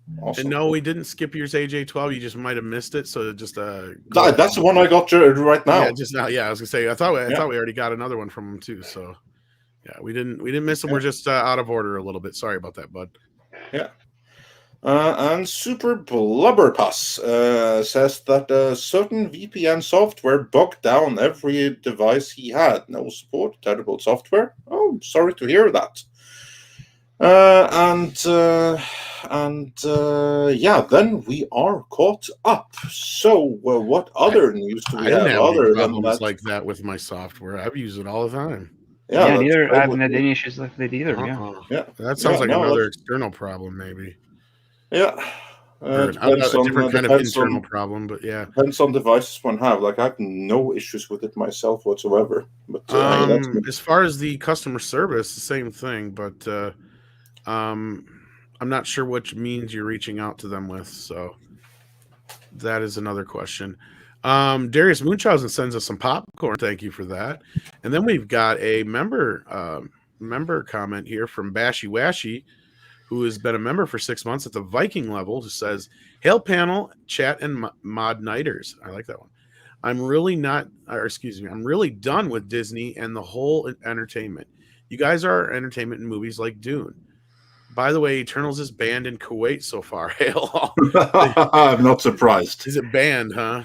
I'm not surprised. This is because it's really diverse. And it's really inclusive, and that means it's not going to go down very well outside of the US and select European countries. Because in most of the rest of the world, those aren't virtues. Contrary to what some people may try to tell you, you're not going to have all this super duper happiness, inclusion, and diversity on the rest of the planet. That's just not happening. And some places, they'll actually ban a movie if it's just a little bit too inclusive, like this one. Well, and then think about what's about to happen in China to a lot of these films. They're going to start doing even heavier reviews on their censorship for things that you portray effeminate men. So they came out and said so less than a month ago. So Hollywood's gonna be hard pressed to get a lot of their messaging into China. Yeah, and Saudi Arabia and Iran and everywhere and everywhere that they have significant religious beliefs is going to be a challenge. Absolutely. Yeah, it's going to be a challenge. Absolutely. All right. With that, do we have anything else in the news, or are we still ragging on the Eternals? Well, the Eternals is about all that's really going on outside of Dune. Culture, do we have any box office from this weekend yet, by chance? I know it's probably still a little early, but I'm sure. Yeah, it's a little bit early. I didn't see anything significant when I ran through the 6-minute daily, other than Dune was performing quite well, where other films were succumbing to Halloween. I don't know how they scared away. I don't know how they scared away audiences with Halloween being a Sunday evening activity, but they tried to blame the limited performance of things like Last Night in Soho and what was the other one? Antlers. Having very down numbers. The only thing that seemed to have significance was Dune. So, but I'll go looking for some additional box office numbers. I'll be right back. Yeah, well, I'm glad that Dune seems to be doing okay. But personally, I feel it could have done a lot better because now we know that it crossed 300 million worldwide. Yes, it has. It looks like. I can't help but feel that that's not amazing, considering where other movies have performed, because Venom has now passed 400 million worldwide. Now, granted, it's been out for longer, but I can't help but feel Venom that had a different luxury, though. and that was that it wasn't on streaming at the same time. Yeah, so Yeah. exactly. Yeah, and this film experienced the same kind of fall off as what we've been seeing consistently, between 67 and 72% fall off week over week, or at least, as far as that performance goes. So with the fall off being for the second Friday being the 29th, it fell off 71%. It did about 6.6 on Saturday, 6.6 million, which fell off 52% from the previous Saturday. And then on yesterday, Sunday, it fell off about 60%. So it had a significant fall off, day over day, for the weeks. But here in the States, I mean, it's at nearly $70 million in performance. So it could have been a lot worse. Now, it did gain more screens, so I'm kind of curious. But as far as the cone of expectations, this thing is just a little above the lowest expected performance. So it's but you're right, $300 million is right in the ballpark of where this thing is. I think another week might put it around 350. And we'll see. What I don't see is specific China numbers like I did for Bond. Bond's specific performance in China was limited to about 28 million, because they had about 15 to 18% of their screens shut down because of the outbreak of the whatever variant they're having right now. So, it really didn't open as big in China as they really had hoped it would. So there you are. There you go. Joachim Stark sends in 20. What is that? Swedish krona. That's what I thought. King Midas was the first gold member. This is true. Very true. Then Philip A. Demick says, any ratings for Star Trek Prodigy? I've heard nil. I didn't even know it was out. It's out? Oh yeah, it's out. I've heard that it's the least bad Trek so far. Who gives a shit? I would say it's not made for us. Star Trek's take on Star Wars again. But it's not classic Star Wars, it's Disney Star Wars. Again, it's not made for us, or even Star Trek fans for that matter, so who cares? No, Star Trek fans are horrendous people and problematic people that need to get the hell out of the franchise. So, yeah. Mm-hmm. I didn't even know it was out. I had zero fucks to give about it. Oh, apparently it is out, but yeah, I haven't seen it. Not because that one is that's for kids, right? Yeah, it's very much for kids. Yeah. Did you watch it already, Script? Oh, I saw it. Well, then fill us in a little bit. It's got a basic structure. I mean, I understand. I mean, it's got all the fundamentals that would make a show on paper work, but it's not engaging. The voice cast is kind of mediocre, in my opinion. It's very much trying to be a hybrid between the Berman era of Star Trek and the J.J. Abrams era of Star Trek. It's trying to mix those two together. And it's also kind of aimless too. There's nothing really much to say. It was 45-minute pilot, and yeah, that's the most I can really say about it at this point. Instead of just going by a scene-by-scene breakdown of why it doesn't hook or engage or do anything. It's just, yeah, it's just there. It's just there, yeah. Even the attempt at trying to do something interesting with the Medusans kind of conflicts some of the canon of what the Medusans are. So, yeah. Well, good times, good stuff. It appears to be another home run for Kurtzman.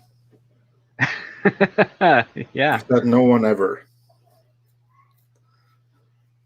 Yeah, and I think it takes place during the Star Trek Discovery 3000, like 3200 year era or something of that nature. Oh, so it's a distant future as well. It feels like it takes place around that point, yeah. I was so disinterested, I literally just zoned out while you were talking about it. I shit you not. My brain just went like, no.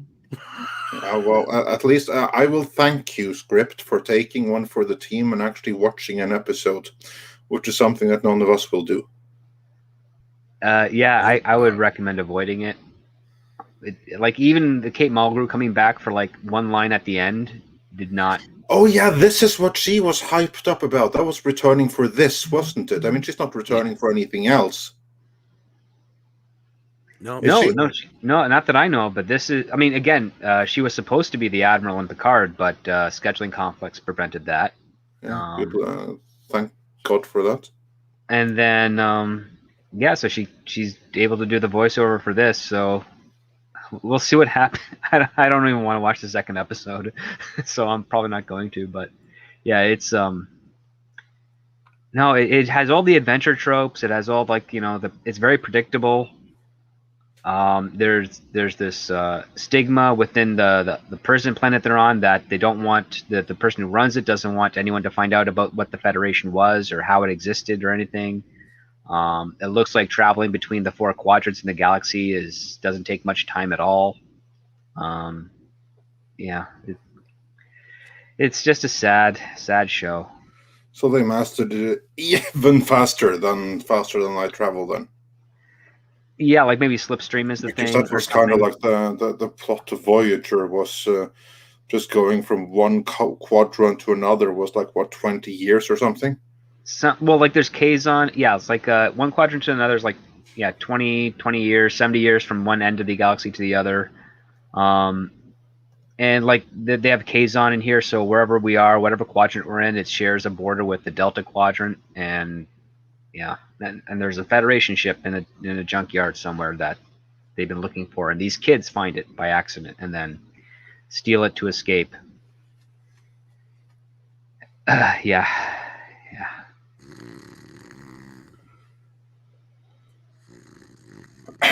Yeah, it was amazingly exciting stuff, as you can hear on Tom. Oh, sorry. I would love to have sat in on the pitch meeting for this to figure out how they managed to sell it.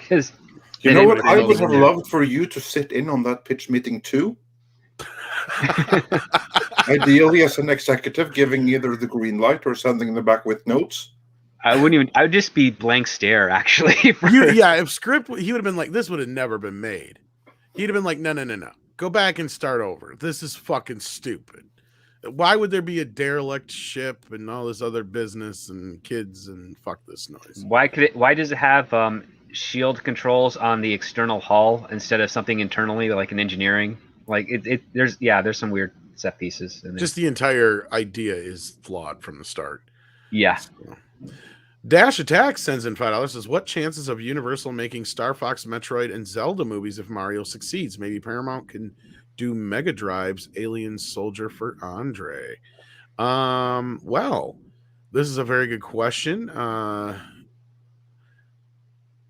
Does Universal have like any? I think they're just. I think they're making the Mario movie, and I think that's all as far. So, like, I guess. Okay. My understanding is that Paramount has a bit more corner on some Sega and Nintendo properties. The Sega part, yes. The Nintendo, not so sure, because I think Universal also don't they have the Nintendo Land deal going on or some shit like that too? Oh, right, you're right about that. I thought, they have the Nintendo Land, but I don't know if that's for film as well. Like I know that's for the play. Yeah, that may be for theme parks, but it doesn't automatically follow from there that they would have. No. But Illumination is making the Mario movie though, which is a Universal company from my recollection.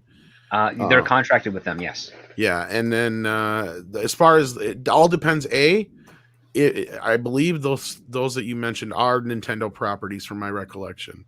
So chances are good, I guess, if Mario is a huge success. That's a big if. But I'm not so sure Mario is going to be the movie that everybody thinks it's going to be per se. I'm not so sure. Well, it's going to be a cartoon film, so there's that. And I'm afraid it's going to be more in that, like, aiming towards the younger than Lego movie demographic, even though I could be wrong, but I don't know. I think Nintendo's going to really be heavy-handed in this version as opposed to they were with the last one. Because I'm sure they're not going to want a repeat of the last one at all. And Mario is a very important character for them. So, well, it's their main image character pretty much for Nintendo. Yeah, and I'd read something, I think it was last year that or the year before, where they had said that Mario is one of the more well-known characters in the world. You know, it used to be like Mickey Mouse. Yeah, actually, and they surpassed Superman. Disney with Mario. Nintendo did, yeah, as brand recognition. Yeah, So you must have read the same thing I did then. So yes, sir. yeah, if the movie's a success, I don't see any reason why Star Fox and Metroid and Zelda wouldn't be on the table. In fact, I wouldn't be surprised if they're already kind of developing something for Zelda. Well, keep in mind, I mean, they're working hand in hand right now with Universal. You have the Epic Universe theme park being built in a couple That's of what we places. just brought up. Yeah, Yeah, and they absolutely need that in support of that park. So there are properties coming to obviously the parks aside from Mario. They'll dip into all of these things in Nintendo for the actual Nintendo licenses. So as far as you'll see it. the Sega thing, I'm sure Andre has a few things to say. I will say this first. Sonic did well, but I think it's going to depend more on how Sonic 2 does. But I know they do want to do like a Sega universe, right, Andre? And that has been the intention, that they would do like a Sega Mega Drive cinematic universe, or, well, Sega, because I'm sure they would bring in Panzer Dragoon at some point. That was Sega Saturn. But yeah, they have been talking about it, but I haven't heard a single thing about it for years. Yeah, we know that we have Sonic 2 that's deep in development. I think it's actually done filming and that it's in post-production by now. We know that it's going to have Knuckles in it. We even saw like his species introduced in the first movie. But beyond that, all of the other movies in Sega's portfolio haven't heard anything yet. And I really wish that we had. Yeah, I'd take me an Alien Soldier film, but first one I want to see is Golden Axe. Golden Axe and Shinobi. I think again, go ahead, Script. Well, I think Paramount's going to be taking whoever's overseeing the Sega stuff at Paramount. They're probably taking it step by step before they throw in millions upon dollars on it. So if Sonic 2 does really well, they'll probably be able to say, "Yeah, we've actually got an audience to build from." Yeah, and also I think since it's Paramount, that actually may be an issue because CBS, the parent corporation, or Viacom CBS, or what? Yeah, they're like shifting loads of Paramount properties over to CBS, which to me suggests that one way or another they're prepping sales. And right now, may for corporate reasons not be a great time to make like huge investments into a new cinematic universe. Yeah, I've even heard they've been entertaining offers. But no, like again, I think it's going to rely a lot on Sonic 2 because the first movie did okay, but it wasn't like a massive success, right? Like if it was a huge success, we'd have a different conversation right now. So if Sonic 2 happens to surprise everybody and do a little bit better than the first one, then maybe we'll see some more movement. At least that's what I think is going to happen anyway. I don't know if anybody agrees or disagrees, but I don't know because there's obviously the Sega connection, but Sonic 2 is going to be another family and children oriented movie. No, that's true. The other Sega movies wouldn't necessarily be. So that's kind of like the challenge that they have right there, that you can do like a whole thing within the overall Sega brand, but their challenge is that there's, for instance, say that they were going to do a Panzer Dragoon movie and an Altered Beast movie and a Shinobi movie. There wouldn't necessarily be any kind of crossover between each of them or with the Sonic audience. That's what I mean, but it doesn't necessarily have to be that way. It's just the fact that we have never had a video game property that is translated to the screen successfully outside of a few rare things that lend themselves to other things like Resident Evil or Silent Hill. Like the horror properties, a little easier to transition into a movie. We've never really had a successful standard video game movie outside of Mortal Kombat. It's been so rare, and Sonic was still not a success enough, is my point. Now, if Mario comes out and makes, $600, $700, $800, $900 million, then we're talking a different story altogether. even Wreck-It Ralph was not that big of enough success because even then that first movie came out and they were talking a lot of buzz about some of these movies, and that's where some of these are results of that. But like even then they kind of tapered off after the second Wreck-It Ralph didn't do as well, right? Like all this talk of all these other ones kind of went away. But Archangel says Mario isn't exactly isn't very story rich. I don't know about that. I disagree. There's a lot to mine there. Especially since there's been so much more added to the mythos or whatever you want to call it over the years. I'm just not so sure it's something that will translate to more than just kids. That's my thing. Planner Aspect says Mario and Pikachu, both Nintendo, bigger than Disney. Yeah, Pikachu, the Pokemon franchise is Pokemon massive. thing is huge. Yeah, absolutely. Diego Flores, how you doing, buddy? Says Tom, but consider people still buy Mario games that maintain the same themes and tones from the original game. So most of us fans are expecting lighthearted Mario, not an updated version. And yeah, no, that's exactly my point I'm getting at, Diego. I don't think they're going to rock that boat. Right? They learned their lesson from the last time out. The quote unquote modern audience will be ignored if they want this to be successful and continue the franchise success. No, but that's my pre-warning to everybody who's thinking like maybe they're making a movie for the classic fans. Don't expect that. That is my point. This is going to be directly aimed towards the modern audience, but it's going to be a family-friendly kind of thing is my point. It's not even going to be remotely like the last one. Archangel says, has there ever been a video game movie that was more than just okay? That's debatable, but I mean, as far as financially, I don't know. I think that's a matter of individual preference. I would say there absolutely have been. I mean, speaking for myself, one of my favorite movies, not just within the category of video game movies, but one of my favorite horror movies is the 2006 Silent Hill by the director Christopher Gans. Now, I think that's a brilliant movie. I've never played the game. I know very little about the game. I know that in like a recent Silent Hill, there's like this huge vampire woman that everyone has a crush on or something. But beyond that, I don't really know too much about the Silent Hill franchise outside of like that first movie. But I would say that's a brilliant movie. So I think that's really cool. And also, I quite liked the first Resident Evil. It's like one of my favorite zombie movies of all time.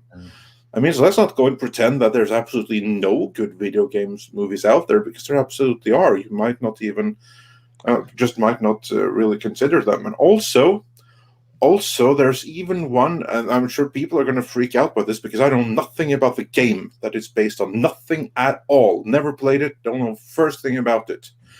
But Ove Boll did a movie called Postal. Oh, right. Which apparently is based on the movie. And of course, it's hated by critics and everything like that. But I thought that was a really clever satire on the world post 9/11. Well, and I'll say this, and this is a film I quite enjoyed. Thought it was very faithful to the character. It would be the first Hitman film with Timothy Olyphant in the lead role. I think that film did a really good job of adapting the game into a coherent story. I enjoyed it very much. There's a lot of these properties that, as Tom suggested, you could mine for a lot of really cool story elements. I mean, some people here have referenced the first Tomb Raider movie with Angelina Jolie, since that was adapted from a video game. A modest successful. That's my point, though. Outside of the horror films, there really hasn't been a huge success. I still think Hitman was good, and it did pretty well. But like I said, I mean, my taste for things is, that kind of stuff. It did so well that when they rebooted it, they recasted it and everything. Well, I think Timothy didn't want any part of it, but but they just kind of revamped the whole thing, which I didn't enjoy the second one at all. So there you are. Yeah. And I see some people in the comments, they're like freaking out that what I liked an Ove Boll movie. Actually, no, I like two, because there are two really good ones. First, you have Postal, which is I thought an excellent satire. I know nothing about the game. Like, if I liked the game, maybe I would hate it. but as a satire, purely standalone, Postal is magnificent. But he has another movie, and it's called Rampage. That movie is a great freaking movie in its own right. If only he had made more movies like that, instead of the schlock he usually does, that guy would have a very different reputation than he does right now. So if you want to see something very different that you would never ever think, not the Dwayne Johnson Rampage, though. No, not the Dwayne Johnson Rampage. If Yeah, you go in and you expect Dwayne Johnson's Rampage and you see Uwe Boll's Rampage, prepare to be surprised. I mean, that movie is Joker level, in my opinion. well, another thing that didn't help this whole movement was Pixels. Pixels, which was a wonderful idea that was, for some dumb reason that makes no sense to anybody, given to Adam Sandler. I remember. And if you've ever seen the original short film, it's brilliant. Like, the whole idea is brilliant, but it was horribly executed because They did all the Fistful of Quarters parody and incorporated into Pixels and a bunch of other stuff. Yeah, it just... There's some good stuff in there, but then you got Adam Sandler puking up all over it otherwise. Like, that's the problem, right? Like, if that movie could have been a success, then that might have helped the whole video game movement. Because to me, I thought that was a really great idea that was just completely mishandled by Adam Sandler's people. And I think I lost a few of the super chats here, Andre. So we'll have to go back and check here. The next one I can bring up is Infinite Wanderer. I'll grab that one while you're looking. I might have missed some in between there too, so just double check. I'll send all this so you can double check. All right, the Vamp Lady in Resident Evil. Silent Hill has been dead for a while. Yeah, I mean, again though, horror is a different animal. I can't stress that enough, at least in my opinion, because you can go all day doing stuff like Silent Hill and Resident Evil because they're already synonymous. What they're about, they're already synonymous with horror, so they kind of play to that audience. There's a ton of fans of those films that have probably never played a fucking game of those. You know what I mean? Like, that's one of the rare overlaps that outside of horror, though, you're really pressed. Outside of like Mortal Kombat would be the only big one that I can think of that was successful. And I mean a massive success, not just a modest success in the least. So yeah, but all right. What do you got for me, Andre? Give me 1 second and I'll have the... Okay, give me 3 seconds. Okay, well, I got a couple more I can grab while you're doing that then. I just wanted to make sure. I didn't want to get too far ahead of ourselves. Mecha J says, speaking of Silent Hill, there's a new fan film called Silent Hill Restless Dreams that you can catch on YouTube. It's really good from what I saw. There you go. There's a fan film recommendation from Mecha J if you're a fan. And we've got Paulie in the chat. How you doing, buddy? Adam Wolford says, hey, Andre, that was Resident Evil with a big vampire lady. Silent Hill was personal hell for each characters. The movie ruined the game. See, there you have that problem too. Yeah. I've never really thought about the reverse result of some of these things. Snell World says any movie. Yeah, I'm not surprised that happened. I mean, this has happened before. I mean, the Conan movie ruined the Conan comics for years. For instance. Yeah, you'll have that sometimes. So that happens. That happens when you have like a movie or something that's really takes over, and then it suddenly usurps, and it starts to change like the original source material in the aftermath. Yeah, or it just sullies the property altogether. One I can remember specifically was Garbage Pail Kids. Like, those things were huge until that movie came out, and the next thing you know, it was like nobody cared anymore. Like, it really ruined any momentum that property had at all. Any Dragon's Lair movie news? Asks Snell World. Not recently. Has anybody else heard anything new? Again, a lot of things are just kind of hanging in the balance right now, depending on how the wind blows with current climates, let's say. But no, I've not heard any movement on it whatsoever. Dragon's Lair, you said? Yeah, I haven't heard anything either, and that actually disturbs me or worries me, because that was a movie I was looking greatly forward to. I mean, it was going to have Ryan Reynolds, but he has like spoken about like retiring or certainly like stepping back from. I think that was more strategic. Because if he does that, that's not going to bode well for Dragon's Lair. I think a lot of that has more to do with some people saw the strike coming ahead of time, so they're just kind of pre-preparing for some time off. Like Ryan Reynolds, I mean, he's been busy, but he's not been that busy to where I can see, unless he just had a kid or something to where, you know, he wants to get away for a while. I just don't understand his I'm retiring bullshit. That or he's setting up some joke down the road. I just don't buy it. But no, I think a lot of this stuff, like the Dragon's Lair movie and a few other things we've heard about, they're sitting in limbo now because of the current climate and all that stuff. And it'll be interesting to see if this strike happens, what else will get affected. So it either is not going to happen or it's going to be a little ways off. Probably. And that's both suck because that's a movie I actually really wanted. Because to me, a Dragon's Lair movie with Ryan Reynolds, that sounds amazing. Archangel sends in another $5. Thank you so much. Says, I think you've seen more successful movies that reference video games than actually are themed after them. Look at Ready Player One or Free Guy. Very good point, and that's kind of why I brought up Pixels. Ready Player One was a modest hit. Free Guy was a modest hit. That's the other problem you have is, at least this is from my perspective, and I'm sure a lot of normies share this perspective, is when it comes to video game stuff, I'd rather just sit there and play it. And it's very difficult to adapt it. And look at the debates we had with Mortal Kombat last year. My God, it was like, could they do anything to make a movie that everybody would be happy with? No, it just didn't seem to work out that way. Because it was like the diehard fans were just like against it. There's some fans that were like all for it, and then the normies were like, yeah, it was pretty good, you know, like, or you had the other side of it. They're like, it was just boring, stupid shit. So like, it's just one of those things that I don't know if you could really. It's a really tough one to adapt, but if you do something like Free Guy or Ready Player One, I think it's a little easier to.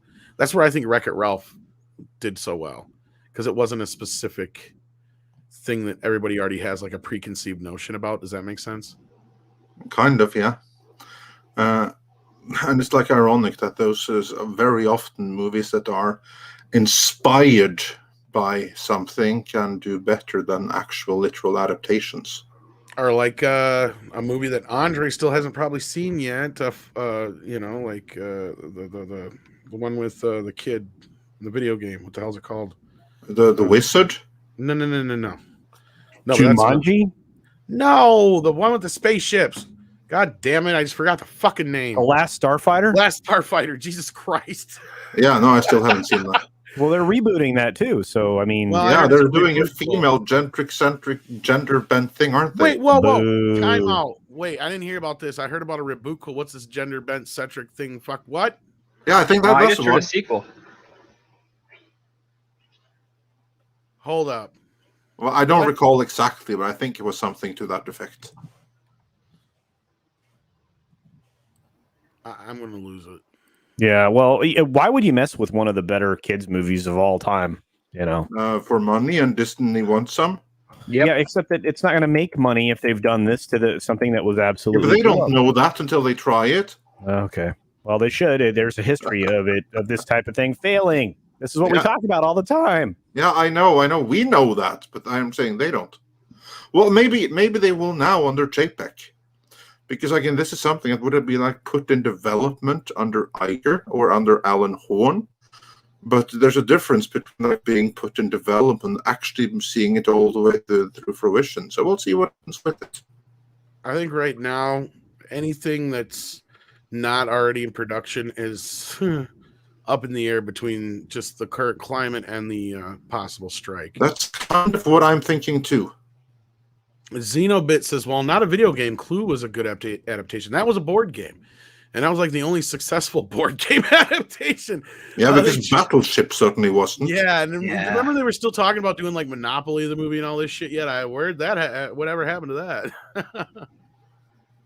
There are some board games that absolutely I think should lend themselves to movie adaptations, but script. How the hell could anyone make a Battleship game adaptation or movie adaptation with an alien invasion? I don't know, but What the hell went through their heads? I know exactly why they did that, because they didn't want to have any, like, the obvious enemy which would be a majority of their market, play into that game. So they had to be like, well, we have to unite the world. We have to Independence Day this, which I thought was a big mistake. Yeah, I thought so too. Like, to me, that completely butchered the whole movie. Like, make the Didn't period Roland piece Emmerich then. make Problem that thing? solved. Didn't Roland Emmerich have something to do with that movie anyway? I can't remember now. I don't know. I never saw this stupid thing. Moving on with super chats though. Toxic Man Flu says Pixels is one of my favorite films. Tom has hurt my feelings.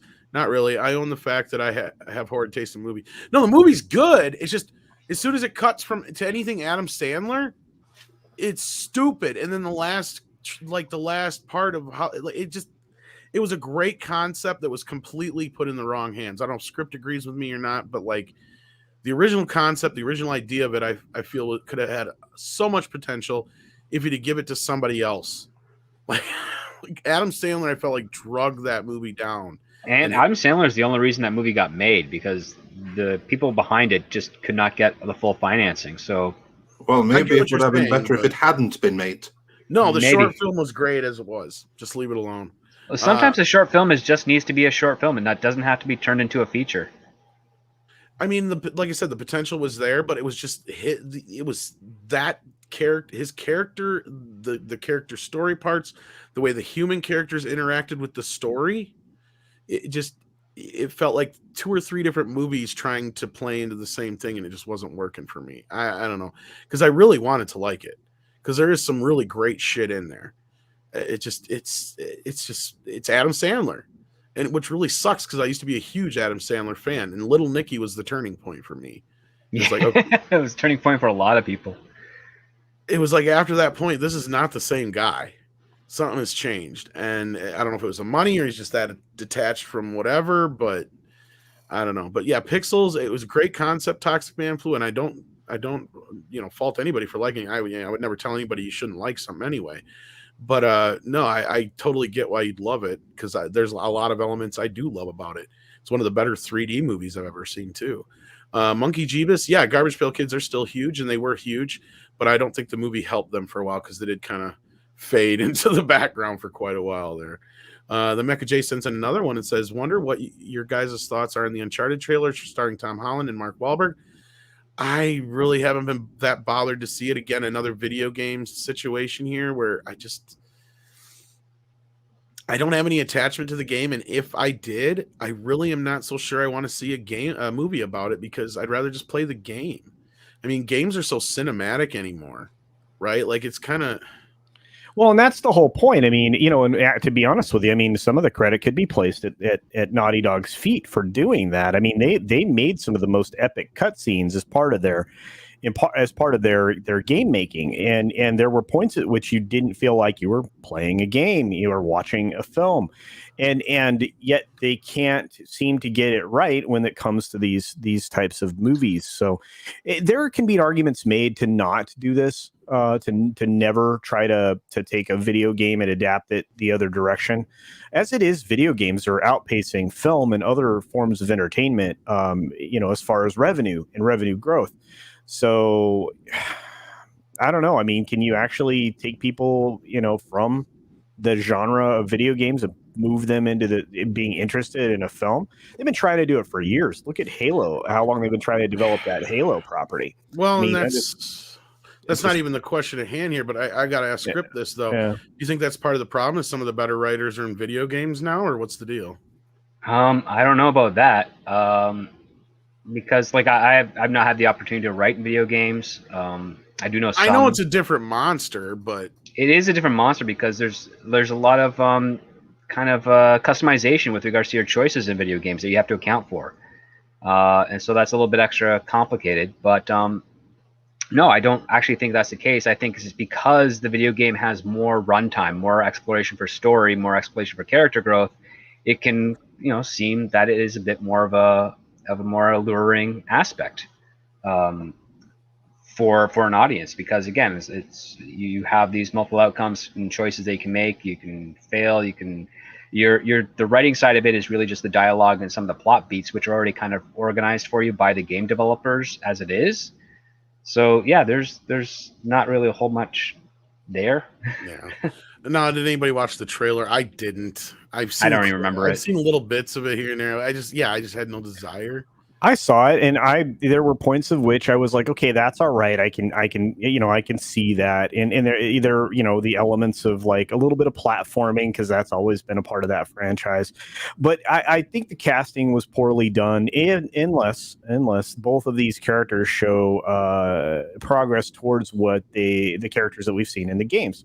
Sully with his mustache, and so on and so forth. But they casted the female actress very well.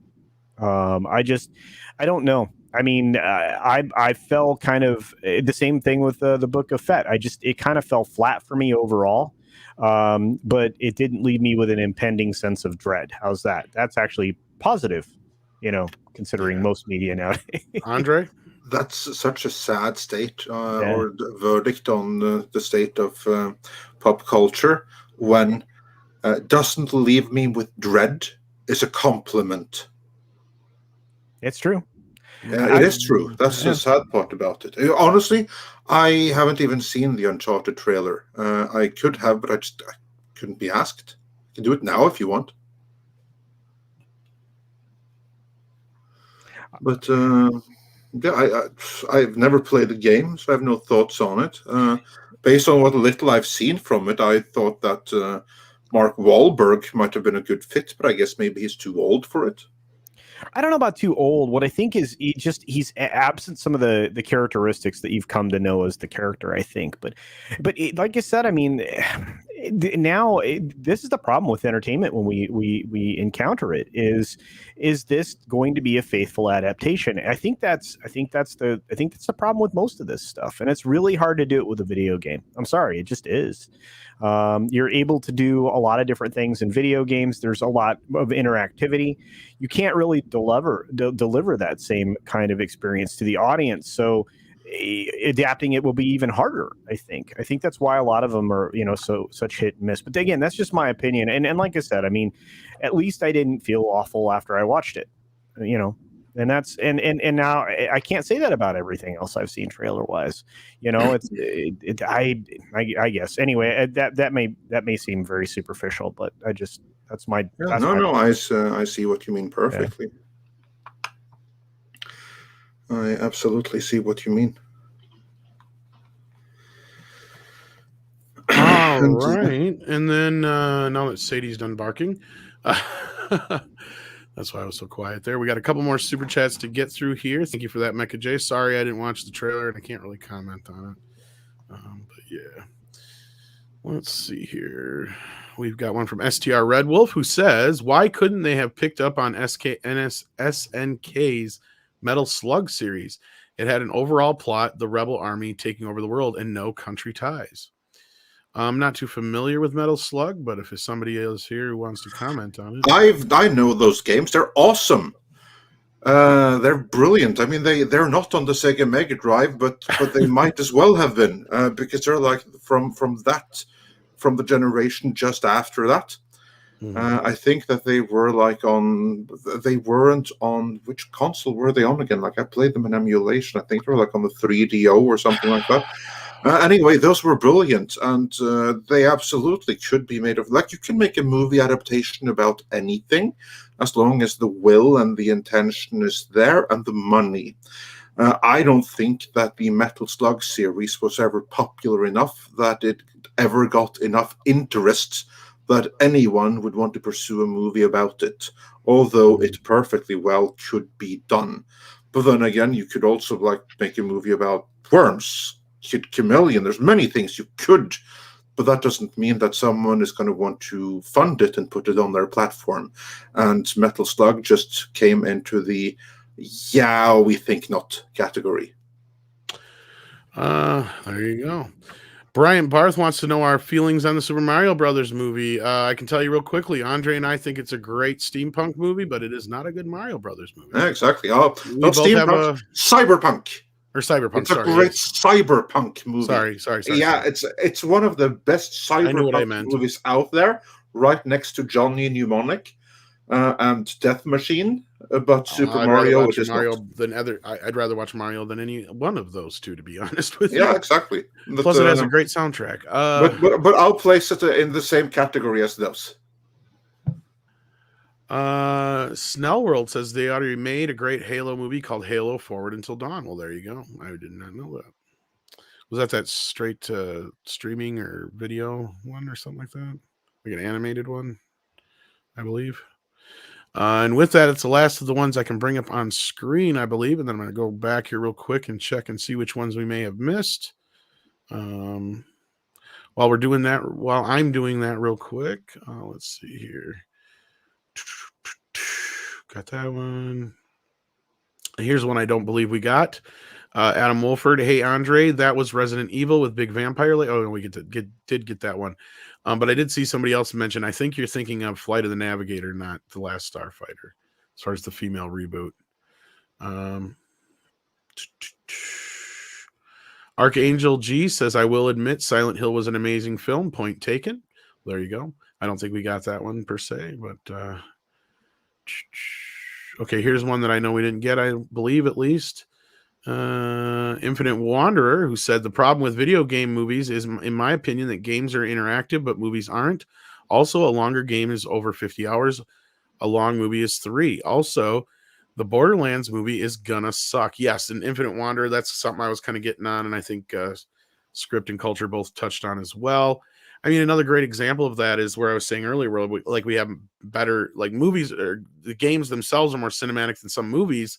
I played the hell out of Red Dead Redemption 2, but in hindsight, it was because of the story, not the gameplay. Like, people have bitched about the gameplay, and I can't argue with it, right? To me, I was sucked into the story, because after the story was done, I have not really found myself going back to it.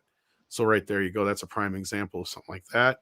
Lupu said that Wreck-It Ralph 2 is the last Jedi of Wreck-It Ralph. You're not wrong. I thought it was a horrible fucking movie. Don't know what the hell they were thinking there. I think we got those. Yes, we did. And then let's see here. We got, I think you sent me another group here. Let me check. I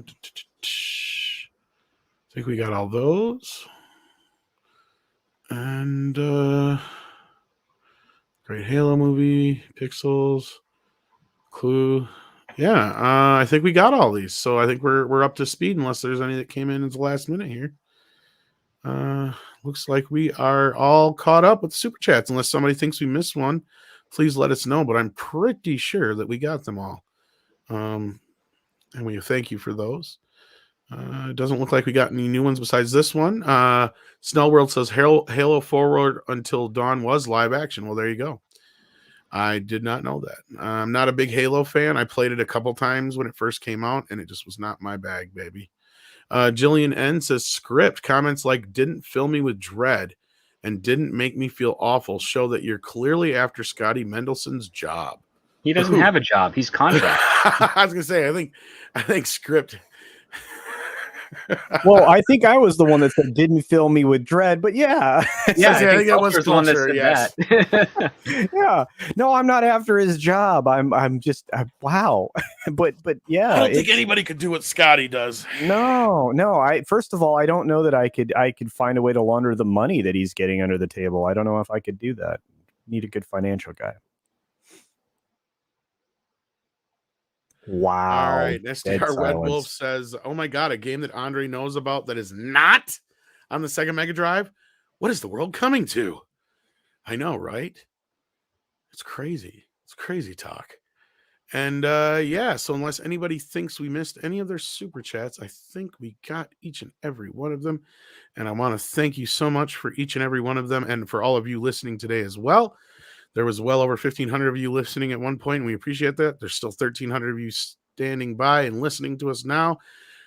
Culture, do you got anything coming up that you want to talk about real quick? Just obviously doing the 6-minute daily. We got the Tuesday tirade tomorrow. I'm working on a video for release today. I'm going to try to do 1 or 2 extra videos per day during the weekdays to try to make up for the lack of them for the last couple of or several few weeks, I should say. So we'll get some more videos out there for you guys to take a look at on my channel. So one actually today, probably, or if not tomorrow, about the Eternals and the ratings and everything else. And what I predict will end up being the box office there. So I don't think it's going to be what some people think it's going to be. So we'll see. All right, Andre, are you still with us? Okay, I think he stepped away. I saw that you sent us a super chat, Willie, via PayPal. I'll try to get to that as soon as Andre gets back. But until then, we got a couple more we can get to. Gavin Nell sends in 35 South African rands, I believe that is, and says, speaking of Roland Emmerich, have you guys watched the trailer for Moonfall yet? No, I haven't. I didn't even know anybody let Roland Emmerich near a film set anymore. That's surprising, especially after the last Independence Day movie.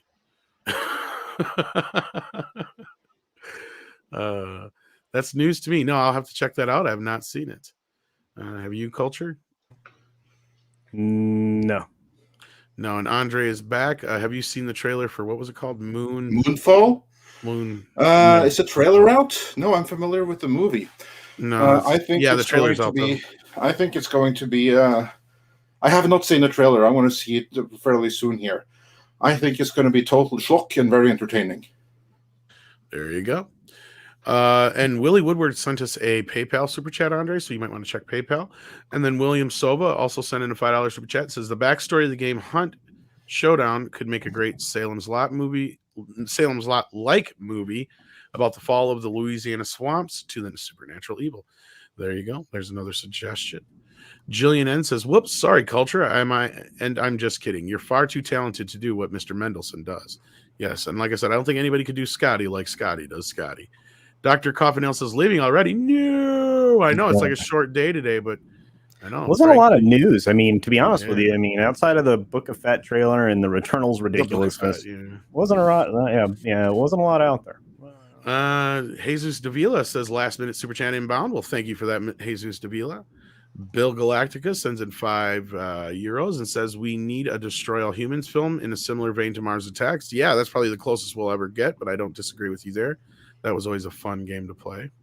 Deleted Scene says it looks like standard Emmerich. I'm sure he's talking about Moonfall. There you go. Marksman of 117B says, hi, Tom. Hint Showdown is an amazing game. The Hunt Dark Sight trailer is great. Trailer is a great watch. Hail, crew, and chat.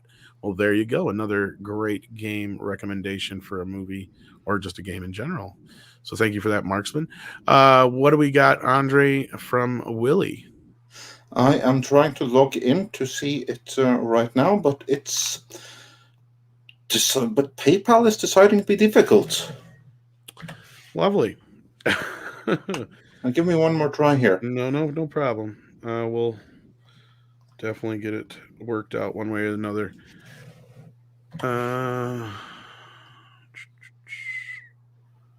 Yeah, here we go.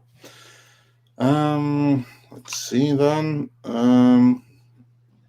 Willie says soon. Here we go. Hi, it's Willie. I will say this. Last night in Soho was good. There was a trailer for ST show, Star Trek show. Doesn't look like Star Trek at all. Also, may I suggest that article I sent you about Red Notice on Netflix new distribution strategy might be an interesting topic. Despite the slow news day, this is a good show. Hi, Andre, Script, Tom, Culture, Mods, and chat. So thank you, Willie. Yeah. Well, it's not even so much that it's a slow news day, as I brought up in the beginning. The time change has already happened for Andre, but it hasn't happened for pretty much everybody else. So he's kind of working on a completely different schedule than we are right now as well. So, I'm sure that's another thing. But it just so happens there isn't a whole bunch to talk about today. And I know, Brian, I didn't give you a real great straight answer on Avatar 2. He's already done filming Avatar 2, and I think 3 and 4 as far as I know he at least filmed 2 already. But then he jumped right into the next ones. And I think they're set, at least for the second one, supposed to be at next Christmas? That's the goal, plan. But I don't know about that. We'll see. As far as I know, he is done shooting at least part 2. That part I know. And I know they're working on that film right now. So we can hope to see that in the next year or so if that's your plan. I personally have no real care for the first film, so I'm not looking forward to it all. As far as I'm concerned, James Cameron died way back when with True Titanic. Lies. Titanic was the I last. hate Titanic. I don't like it either, but that's the last time he was really. Well, there are many good things about Titanic. Yeah. It ended. Well, there were some. Yeah, the boat sunk and everything, but yeah, there were some good scenes. Yeah, DiCaprio died. That was pretty awesome. Yeah, I'm not talking about the scenes with him in them. I'm talking about other scenes, like the sciencey stuff, with like the captain and the architect discussing that it's a mathematical certainty that the boat is going to like sink. That's a really cool scene. The captain on that boat was drunk. They ignored that. I think True Lies is the last right answer. Snellworld sent in another super chat at the last minute. Thank you so much. Says, because of Ready Player One, I now have signed the event. I now have signed the Adventures of Buckaroo Banzai signed by Buckaroo himself. Oh, awesome. Peter Weller, nice. Nice. Dead or alive, you're coming with me. Other movie, but yes. I don't care. To me, Peter Weller will always be RoboCop. Yeah. And then I saw that we had missed one from Xenobit, but we have it right here. And he said, while not a video game, Clue was a good adaptation. We got that one. We did? Okay, cool. Yep. Well, he says we didn't, but yeah. Well, we did get another one that's right up on screen from Xenobit, speaking of, who says, I watched Jack Drown. That was worth $15. Yeah, there you go. Especially considering that there was totally room for him on that on that door. Yeah. And to me, it wasn't worth $15. That 4 hours of my fucking life I'll never get back. And that's why I didn't like Titanic, Bryant, because it was a 4-hour movie that didn't need to exist. And it really could have told the story in a lot less time. And you had infinitely more interesting people that actually existed than the two fake people that actually were on screen. And there's so many anachronisms in that movie as the way James kind of touted himself as this end all be all about the Titanic. He really did screw a lot of things up as far as I'm concerned. And I just didn't think it was all that great. It was one of the most overrated fucking films in history. And he bait and switched the fuck out of us with those first few trailers. I don't know if anybody remembers this when it was before it was first moved, because they moved it from summer to Christmas, I think it was. And the original first trailers made it look like an action movie. And then when the movie first came out, it was clearly not that. And it was the Celine Dion song, and it was all this other shit. And it was like, my God, every 12-year-old girl was in love with it. And I couldn't stop hearing all my grandpas and uncles fucking talk about the fucking Titanic. It's like, shut up. I don't care. I've seen the fucking movie. I've already wasted 4 hours of my life on it. I don't need to hear about all this other crap. But with that, speaking of with that, we found the chat that super chat that Xenobit was missing. Okay. And Tom, it was on the second to last list of super chats I sent you. Just check that there's no more there that we missed. Let me see which one. But the one that he said there was Aliens is Metroid. Last Starfighter is Star Fox. John Carter is Mario all jumping around. Bloodsport is Street Fighter. Just do that. I don't know how I missed that one, but sorry about that, Xenobit. We did miss it, though, and that is my fault. And with that, though, I do believe we are completely caught up now from what I'm looking at here. I don't see any ones that we did miss, at least from my recollection. And if anybody thinks then we let did, us know now. Yeah. Because we never leave any super chats behind, at least not deliberately. Absolutely. Xenobit sends in one more who says, Titanic also set a trend for protagonists being boys instead of men. Yes. That whole I don't care. The ship is going down. Why are you chasing him with a fucking gun? Like, that was what I was thinking. Every fucking 5 minutes, it's just like, this is supposed to be the most important, exciting part of the movie, and all I'm thinking about is this stupid shit. No, I understand that. I mean, the dude felt wronged, and he was like, I'm going to fucking get you, and I'm going to get you before the water does. Down I mean, that's nothing. I mean, did you see Crank 2? I mean, the two men are falling out of a plane. Well. And still, Statham goes and he strangles the guy before he hits the ground. I loved Crank 1. Crank 2 is fucking stupid. I agree with that. I do agree with that. It's Crank 2 is ridiculous, but Crank 1, one of the best action movies ever. Titanic, But yeah, you know what the problem with Titanic is? Leonardo DiCaprio. It was a wrong lead in it. No, that's the least of its fucking Well, it's a problem. Because this is even coming from somebody who has reverted to actually being a Leo fan, because you get to a point where a lot of your favorite movies he just happens to be in, and all your favorite directors decide they want to work with him, and you're just like, fuck it, I gotta like the guy eventually, But Titanic was one of the reasons I tried that that with Tom Cruise. Never worked. I had the opposite thing with Tom Cruise. As soon as he went nuts, it was like the opposite with me. I didn't mind him before that. But no, I was actually really happy when Tom Cruise went nuts. Then I was like, finally, now the rest of the world can see what's been bugging me about this guy all along. I've never been a huge fan. Like, I always thought he did the freak out shit real well. He was a guy who could, tear apart a stairwell and fucking throw a hissy fit in a movie real well, like that kind of a thing. But like outside of that, it's just like I don't give a shit. I could care less about Tom Cruise. But no, like Leonardo DiCaprio is in like every fucking Spielberg, Scorsese, Tarantino movie. How can I not be bombarded with him? Like, I just named 3 of my favorite fucking directors, right? Like, it's kind of difficult. Hyper Guyber 2 says, if the band played the Dragon Force version of My Heart Will Go On, the men would have rebuilt the boat from sheer force of will. Exactly. There you go.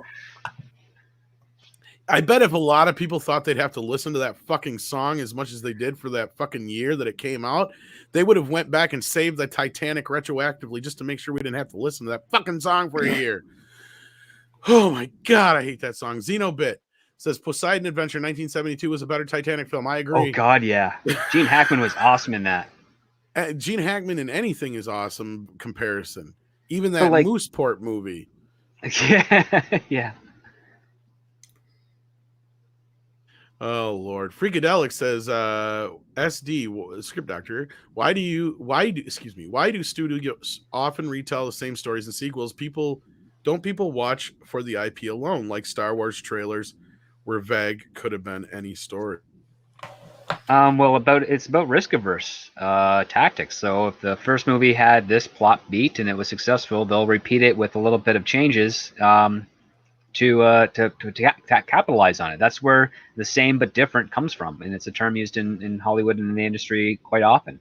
They want lots of money is being invested into these properties. They want to curtail that risk to make it as small as possible. So a lot of the times they think you repeat what works, and you don't experiment with anything that's too risky. And I mean that's kind of usually what it is with a lot of corporate mentality.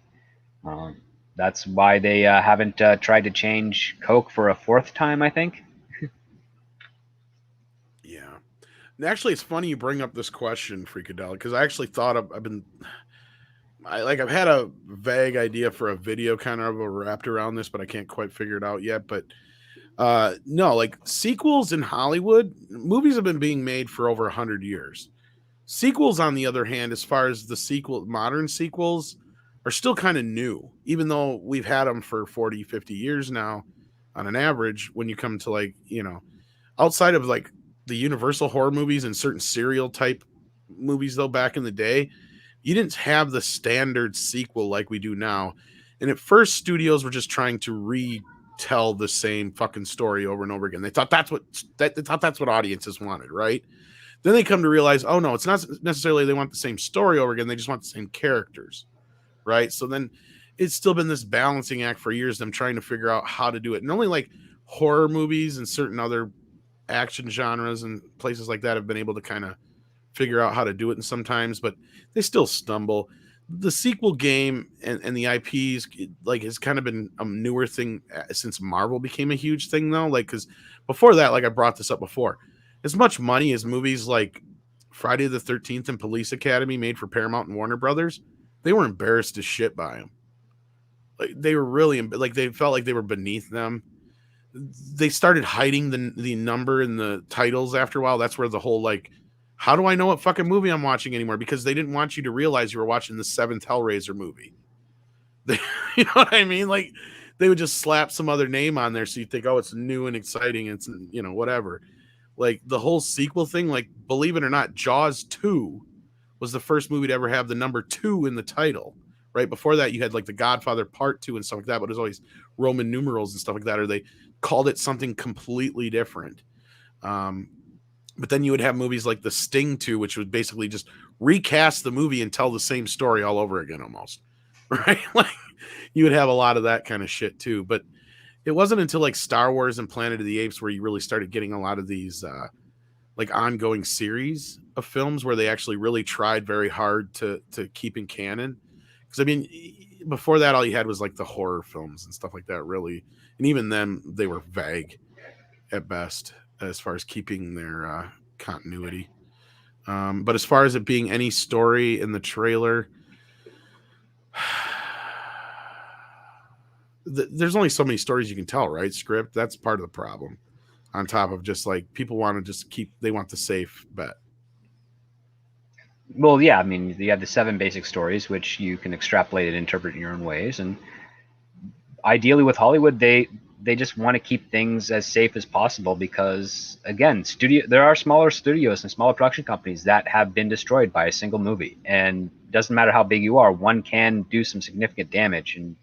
And that damage costs a lot of people their jobs. And that's not what you really want to do. And not everybody in town fails upward. And that's the actual truth. It's like there's a lot that do, but not everybody. And you have to be in the club already to like fail upwards. You have to be like above a certain level. Like if you are not above that level, if you're like not protected and you fail, you're going to slide right downwards again, or even out of the industry altogether. And that's actually the more common. I mean, the people that fail upwards, they are in reality something of a minority. They're the ones that we eventually tend to hear about. But I would say that for every single one that fails upwards, there's 100 that fail down and out. Yeah. At the very least. I mean, again, through a lot of people within this community, they might think that Hollywood is kind of small. I mean, with the amount of names that are thrown around through various media outlets, trades, and videos, you're not looking at a very long list. A lot of people can memorize, say, maybe the top 30. But you have to understand that the industry has got several thousand people in there in all facets, at all tiers. So it's a lot bigger than you actually think, even though the town itself advertises that it's small and that everybody knows everybody. It's really not. Like everybody knows the clubs, and then you have all these other pockets of productions and smaller companies and whatnot that are just trying to rise up to that level. And yeah, it's not an easy task. And do you agree with this culture? Like we had a little, like up until the 90s, it feels like, or at least the 2000s, there was a different kind of producer and studio mogul out there than there is now. Like even then, even though they did, they were in it to just make money and they wanted to make the big blockbusters like Jaws and stuff like that and Star Wars. But a lot of them were more like they would do like the Friday the 13th and the police academies to pay the bills. But they were really trying to make the movies that would get them, more acknowledgement, the Oscar-winning type stuff.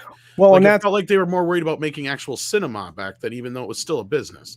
Yeah, and that's how you ended up with producers like Weinstein, right? Who would, do everything possible to bring acclaim to his studio via, Academy Awards, et cetera, and they were out there to be prestigious. You're 100% right, Tom. I agree with you. I mean, that was the thought process behind a lot of the films that got made during that time that were kind of, this is kind of a weird term. It probably isn't applicable, but like big budget artsy, maybe. Yeah. So so films like Titanic, this is a film that they were after a lot of acclaim, right? And they wanted the broadest possible audience to appreciate. It was made to make Oscars, exactly. Yeah, this piece of art as an Oscar-worthy contender. And again, I mean, even if the films were not necessarily worthy of an Oscar, you had these producers, again, this is where Weinstein came from, who would, beg, borrow, steal, cajole, bribe, whatever, in order to yield these awards, because prestige was equally as important as They're Well, Weinstein's actually the best example, the Weinstein brothers, because Andre knows what I'm talking about. We've talked to several people, and one who I think has actually vocally said it before is Gary in one of our interviews, where he said it best. You know, Bob would make the movies that made the money but didn't get any awards, and Harvey would make all the movies that made the awards that didn't get any money. Yep. And that's kind of how that worked out in balance. It was the other ones funding the other ones, and your Halloween 6s and your Hellraiser 8s were funding the fucking English Patient, basically. Because it was hard to it was hard to do both. I mean, there were times, obviously Titanic's one of them, but there's films that they're hard to do both. You can't get both goals. It's the same thing, the idiom that was earlier, you can have things fast or cheap, but they won't be good, or you can have something good that's fast but it won't be cheap. It's that same maxim, whatever. But I feel like I feel like, you're 100% right. I think Weinstein's is the pinnacle of that thought process. And Paramount was doing the same thing. They were all doing the same thing. Now instead of now they want to win awards based on a whole other set of objectives. Yes. So we've exchanged the people who wanted to win awards for the prestige to people who want to win the awards to get their credit. I won't go into that. I hate to say it, but I think a lot of this also goes back to the superhero craze. And then once Black Panther got nominated for Best Picture, that really, to me, told me this is it. We're done. Xenobit says Leonardo DiCaprio plays a man in every other film. He plays a boy in Titanic, except for one exception. Do not forget about Catch Me If You Can, one of his better performances as well. And a lot of people are forgiving Tom Cruise for Les Grossman, and that's understandable because that's completely understandable. I mean, that's Grossman his role. I would say, in my opinion, Tom Cruise has two really, really good roles, and that's one of them. That's the one thing that no one could have done better than him. Yeah. Yes. Yeah, I think that's his best role, Andre. It is his best. It is. The thing is that Tom Cruise actually has a sense of humor. The problem is that's the first time we actually got to see him. Exactly. Here we go. He should have been in more comedies because he's so much better suited for that. Oh, he's so good. Yeah. Well, that's why I love when he freaks out in movies, right? That's his best parts. I love Rain Man is probably one of my favorite movies of his. One of the best lines in the whole thing is when he's fucking screaming and hollering. He's like, Raymond, am I using you? And he's like, yes. He's answering a question from a half hour ago. He just keeps going. It's just the way Tom plays that kind of a role. It's perfect. Just like with Jerry Maguire. I don't really like the movie, but he actually makes the fucking movie, right? Him with the kid, right? Yeah, him with the kid and him with Cuba Gooding Jr. That makes the movie. Yes. Sorry. But double back again. It says Tom Cruise is Les Grossman, all forgiven. There you go. They were going to make a Les Grossman movie, weren't they, Andre? There were talks of it, but nothing ever came of it. Which, I don't know that I needed a whole Les Grossman movie. I don't know if that would work. I think we needed more Les Grossman appearances. Yeah, they should have just worked him into other movies. If you're making a movie about a movie, you should just try to find a way to put Les Grossman cinematic universe. Make it happen. Yeah, just always have him in a movie. You hear that, Ben Stiller? The problem is Les Grossman is the kind of guys they're trying to drive out of Hollywood. That's the thing. If you're going to do a Les Grossman movie, that's the sad part. It'd probably be about him getting Me Too out of Hollywood. I'd watch that. I would watch that. I'd watch the hell out of that. If you were actually trying to poke fun at that and bring attention to that and essentially apologize for the actions of certain humans, that would be the way to go about it, because at the same time you're poking fun at yourself, and that self-deprecation is exactly what Hollywood needs, and not the condescending attitude that they've taken with this Me Too baloney sausage. So there you are. But there's the title of the movie. It's #Me Too, and it's the Les Grossman story. Oh, that would be so good. It's so good. Me Too. That would be amazing. Yeah, that's what it should be called. But here's the thing: you don't use the word hashtag. You use the traditional nomenclature for that symbol, which is pound. So it's just pound Me Too. Yeah. Clifton 3D says you already talked about the new Netflix Black and White. Oh boy, I saw the trailer or something for it. No, I don't think we have discussed. I've never even heard about it. What's that? No, not even familiar with it. Have to familiarize myself with it first. I'm assuming it's an adaptation of probably either an anime or a comic Or let's see. Netflix Black White. While you're looking that up, MJ1 Media says Grossman, Cruise's best role. Didn't know it was him. Seriously? Wow. Well, I was glad that you were able to be fooled by it. There you go. Can you drive out Les Grossman? He'll find 12 different ways to destroy you. That's right. Let's see here.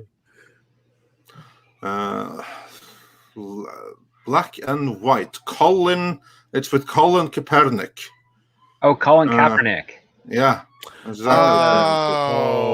don't want to go down this road. This will be 2 hours of me yelling. You don't. This is a bad idea. Honestly, and yeah, that's stuff we really. And it's something he co-created with Ava DuVernay. Yeah, I'm not going to see it. So yeah, and there is no need to. The guy is a walking hypocrisy. So no, thank you very much. Speaking of Ava DuVernay, though, did you hear her come out and admit that the reason why her movie didn't get made, at least from her perspective?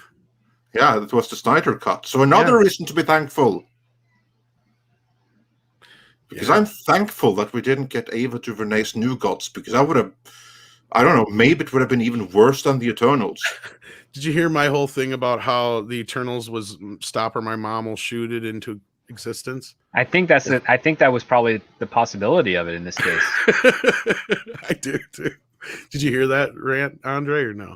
No, I didn't. No, but you know the story, right, behind Stop or My Mom Will Shoot? Yes. Like how Schwarzenegger fooled Stallone into it. That's basically what I think happened with the Eternals. Yeah, probably, because like Kevin Feige, he's probably he may have made that just to like have their answer to the New Gods, and then they didn't do it, and then he stuck with the Eternals.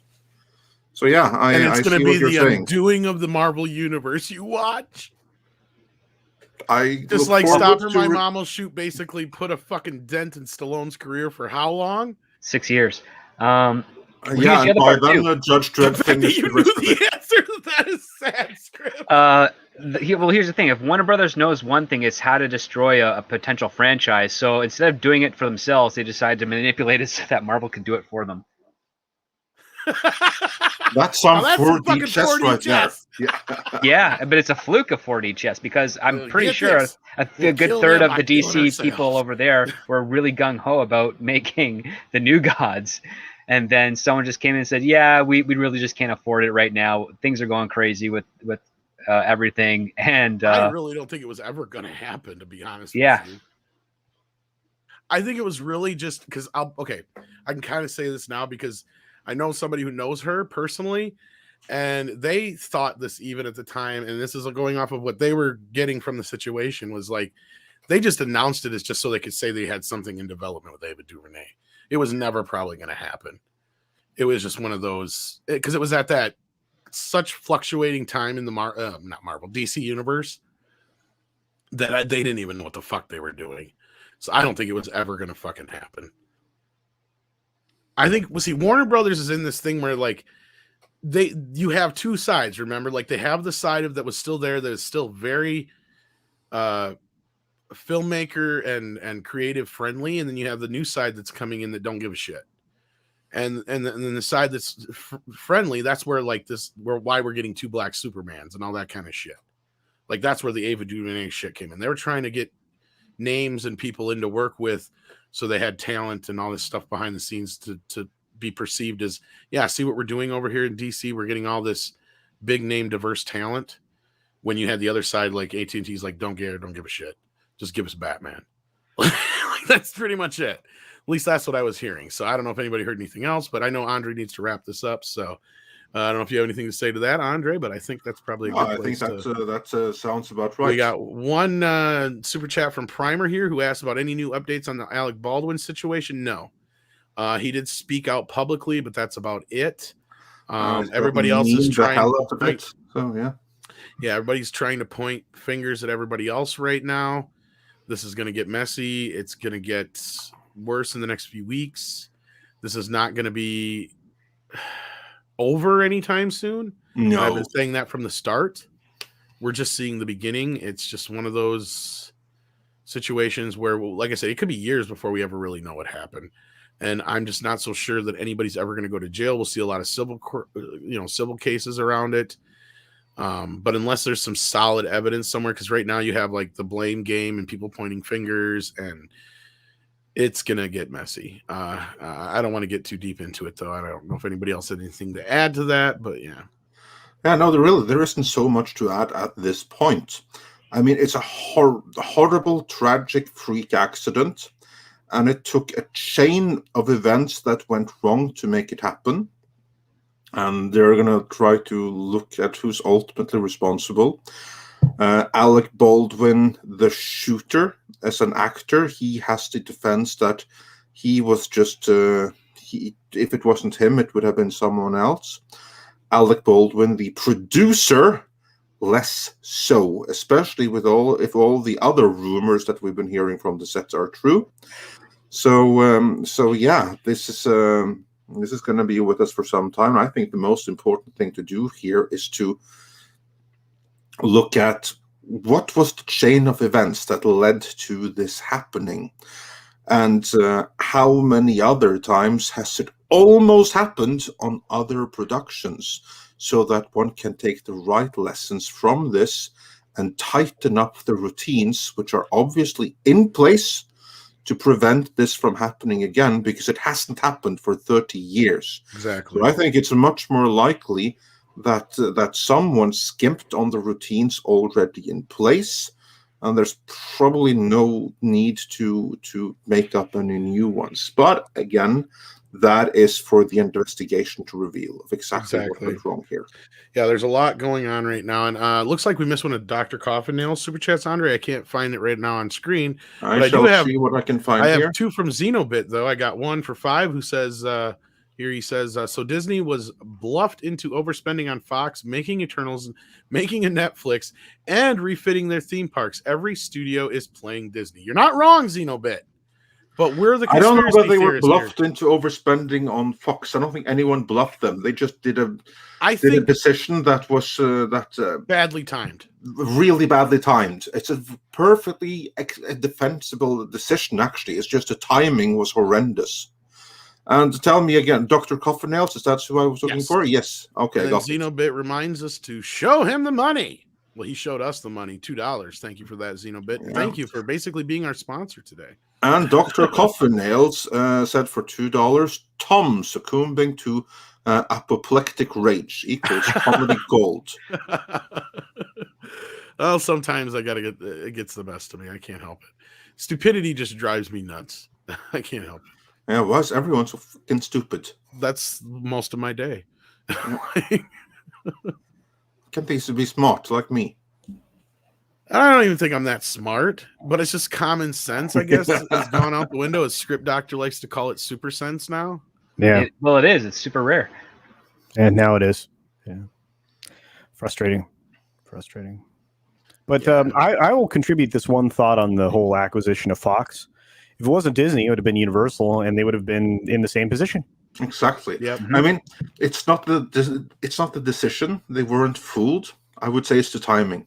Yeah, I mean, both of them were willing to overpay for a property because they they even fought for it. I mean, like Universal, they like underhanded went and they got what was it, Sky? Yeah. Well, in partnership with them, I don't know did they actually acquire them outright? I can't remember, Honor. So much. They acquired some parts or something. Because after the deal was announced, that's like when Universal went in and tried to overbid because they wouldn't take that sitting down. Yeah, well, they they lost out in the end there, at least mostly, but in retrospect, they dodged something of a bullet. But you ended up with Fox having to be divided into 3 parts, which most people don't even realize. Everybody says, "Oh, Disney acquired Fox." No, they didn't. They had to cough up the whole regional TV sports networks that they had, and they had to cough up, some of the other interests that overlapped. They had to cough up some interest in other elements, and they couldn't actually acquire all of Fox's assets. So the Murdochs still have their hands in a lot of those things, but you're not wrong. I mean, that particular property got carved up into at least 3 or 4 bits. So there you are. And speaking of, we've been able to manage to stretch this out almost 3 hours. So hopefully Dr. Coffin-Nails is happy with that. Cellar Door says that Robert Meyer Burnett seemed to enjoy the Eternals. Have any of you seen the film yet? No, we haven't. I'll see it on Wednesday. I'll tell you this about Robert. He's had a lot of accusations thrown at him since Shang-Chi and Eternals. I'll tell you this. When it comes to Marvel films and comic book movies, he has a much different outlook or perspective on them than he does things like Star Wars and Star Trek. Does that make sense? Like he gives them much different kind of leeway, and he's much more forgiving. Thank you. Of certain things that he doesn't have the expectations. I think is the word I was looking for more so when it comes to certain things like that, where Star Trek, Star Wars are a little different. So again, he could have enjoyed it. He could have had a lot of fun with it. There's a lot of movies that Robert likes that I can't fucking stand. and vice versa. Yeah, and vice versa. So there you go. So that doesn't really have to mean anything. No. So I just wanted to take the opportunity though to say I do not think he's a shill or anything like that. For those who have been going out saying those kind of things as well, I don't think that is the case at all. No, far from it.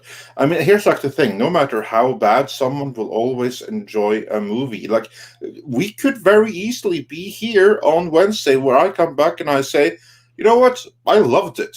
I mean, this has happened before, that I've seen a movie early and everyone expects me to hate it. And I come back and say, it wasn't that bad. It was actually pretty good. It's happened. I don't really see that happening, but you never know. I don't see that happening here either, but you never know. It can happen.